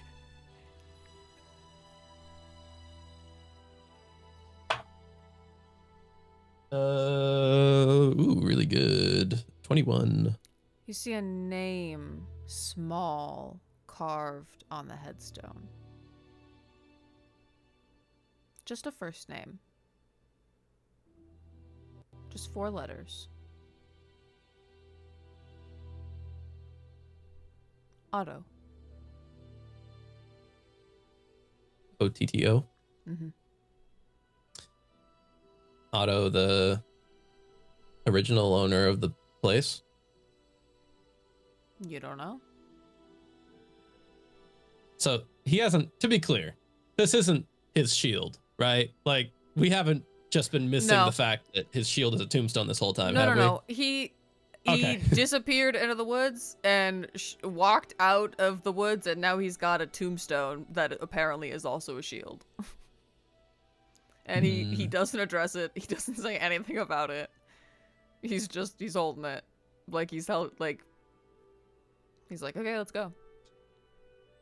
You claiming a trophy from the place? You got the original Revelia owner's headstone? Oh. What? I don't know. There's a graveyard Otto? behind the Shattered Station. Well, I don't sleep good sometimes. And graveyards are like, I don't know, kind of a peaceful place for me. So I went there and I found this. It's weird. It's a shield. It looks like a gravestone. I You know. normally take gravestones from the graveyards you go to? Not always. And that's the name of the guy that owned this place, Otto. Huh. Weird.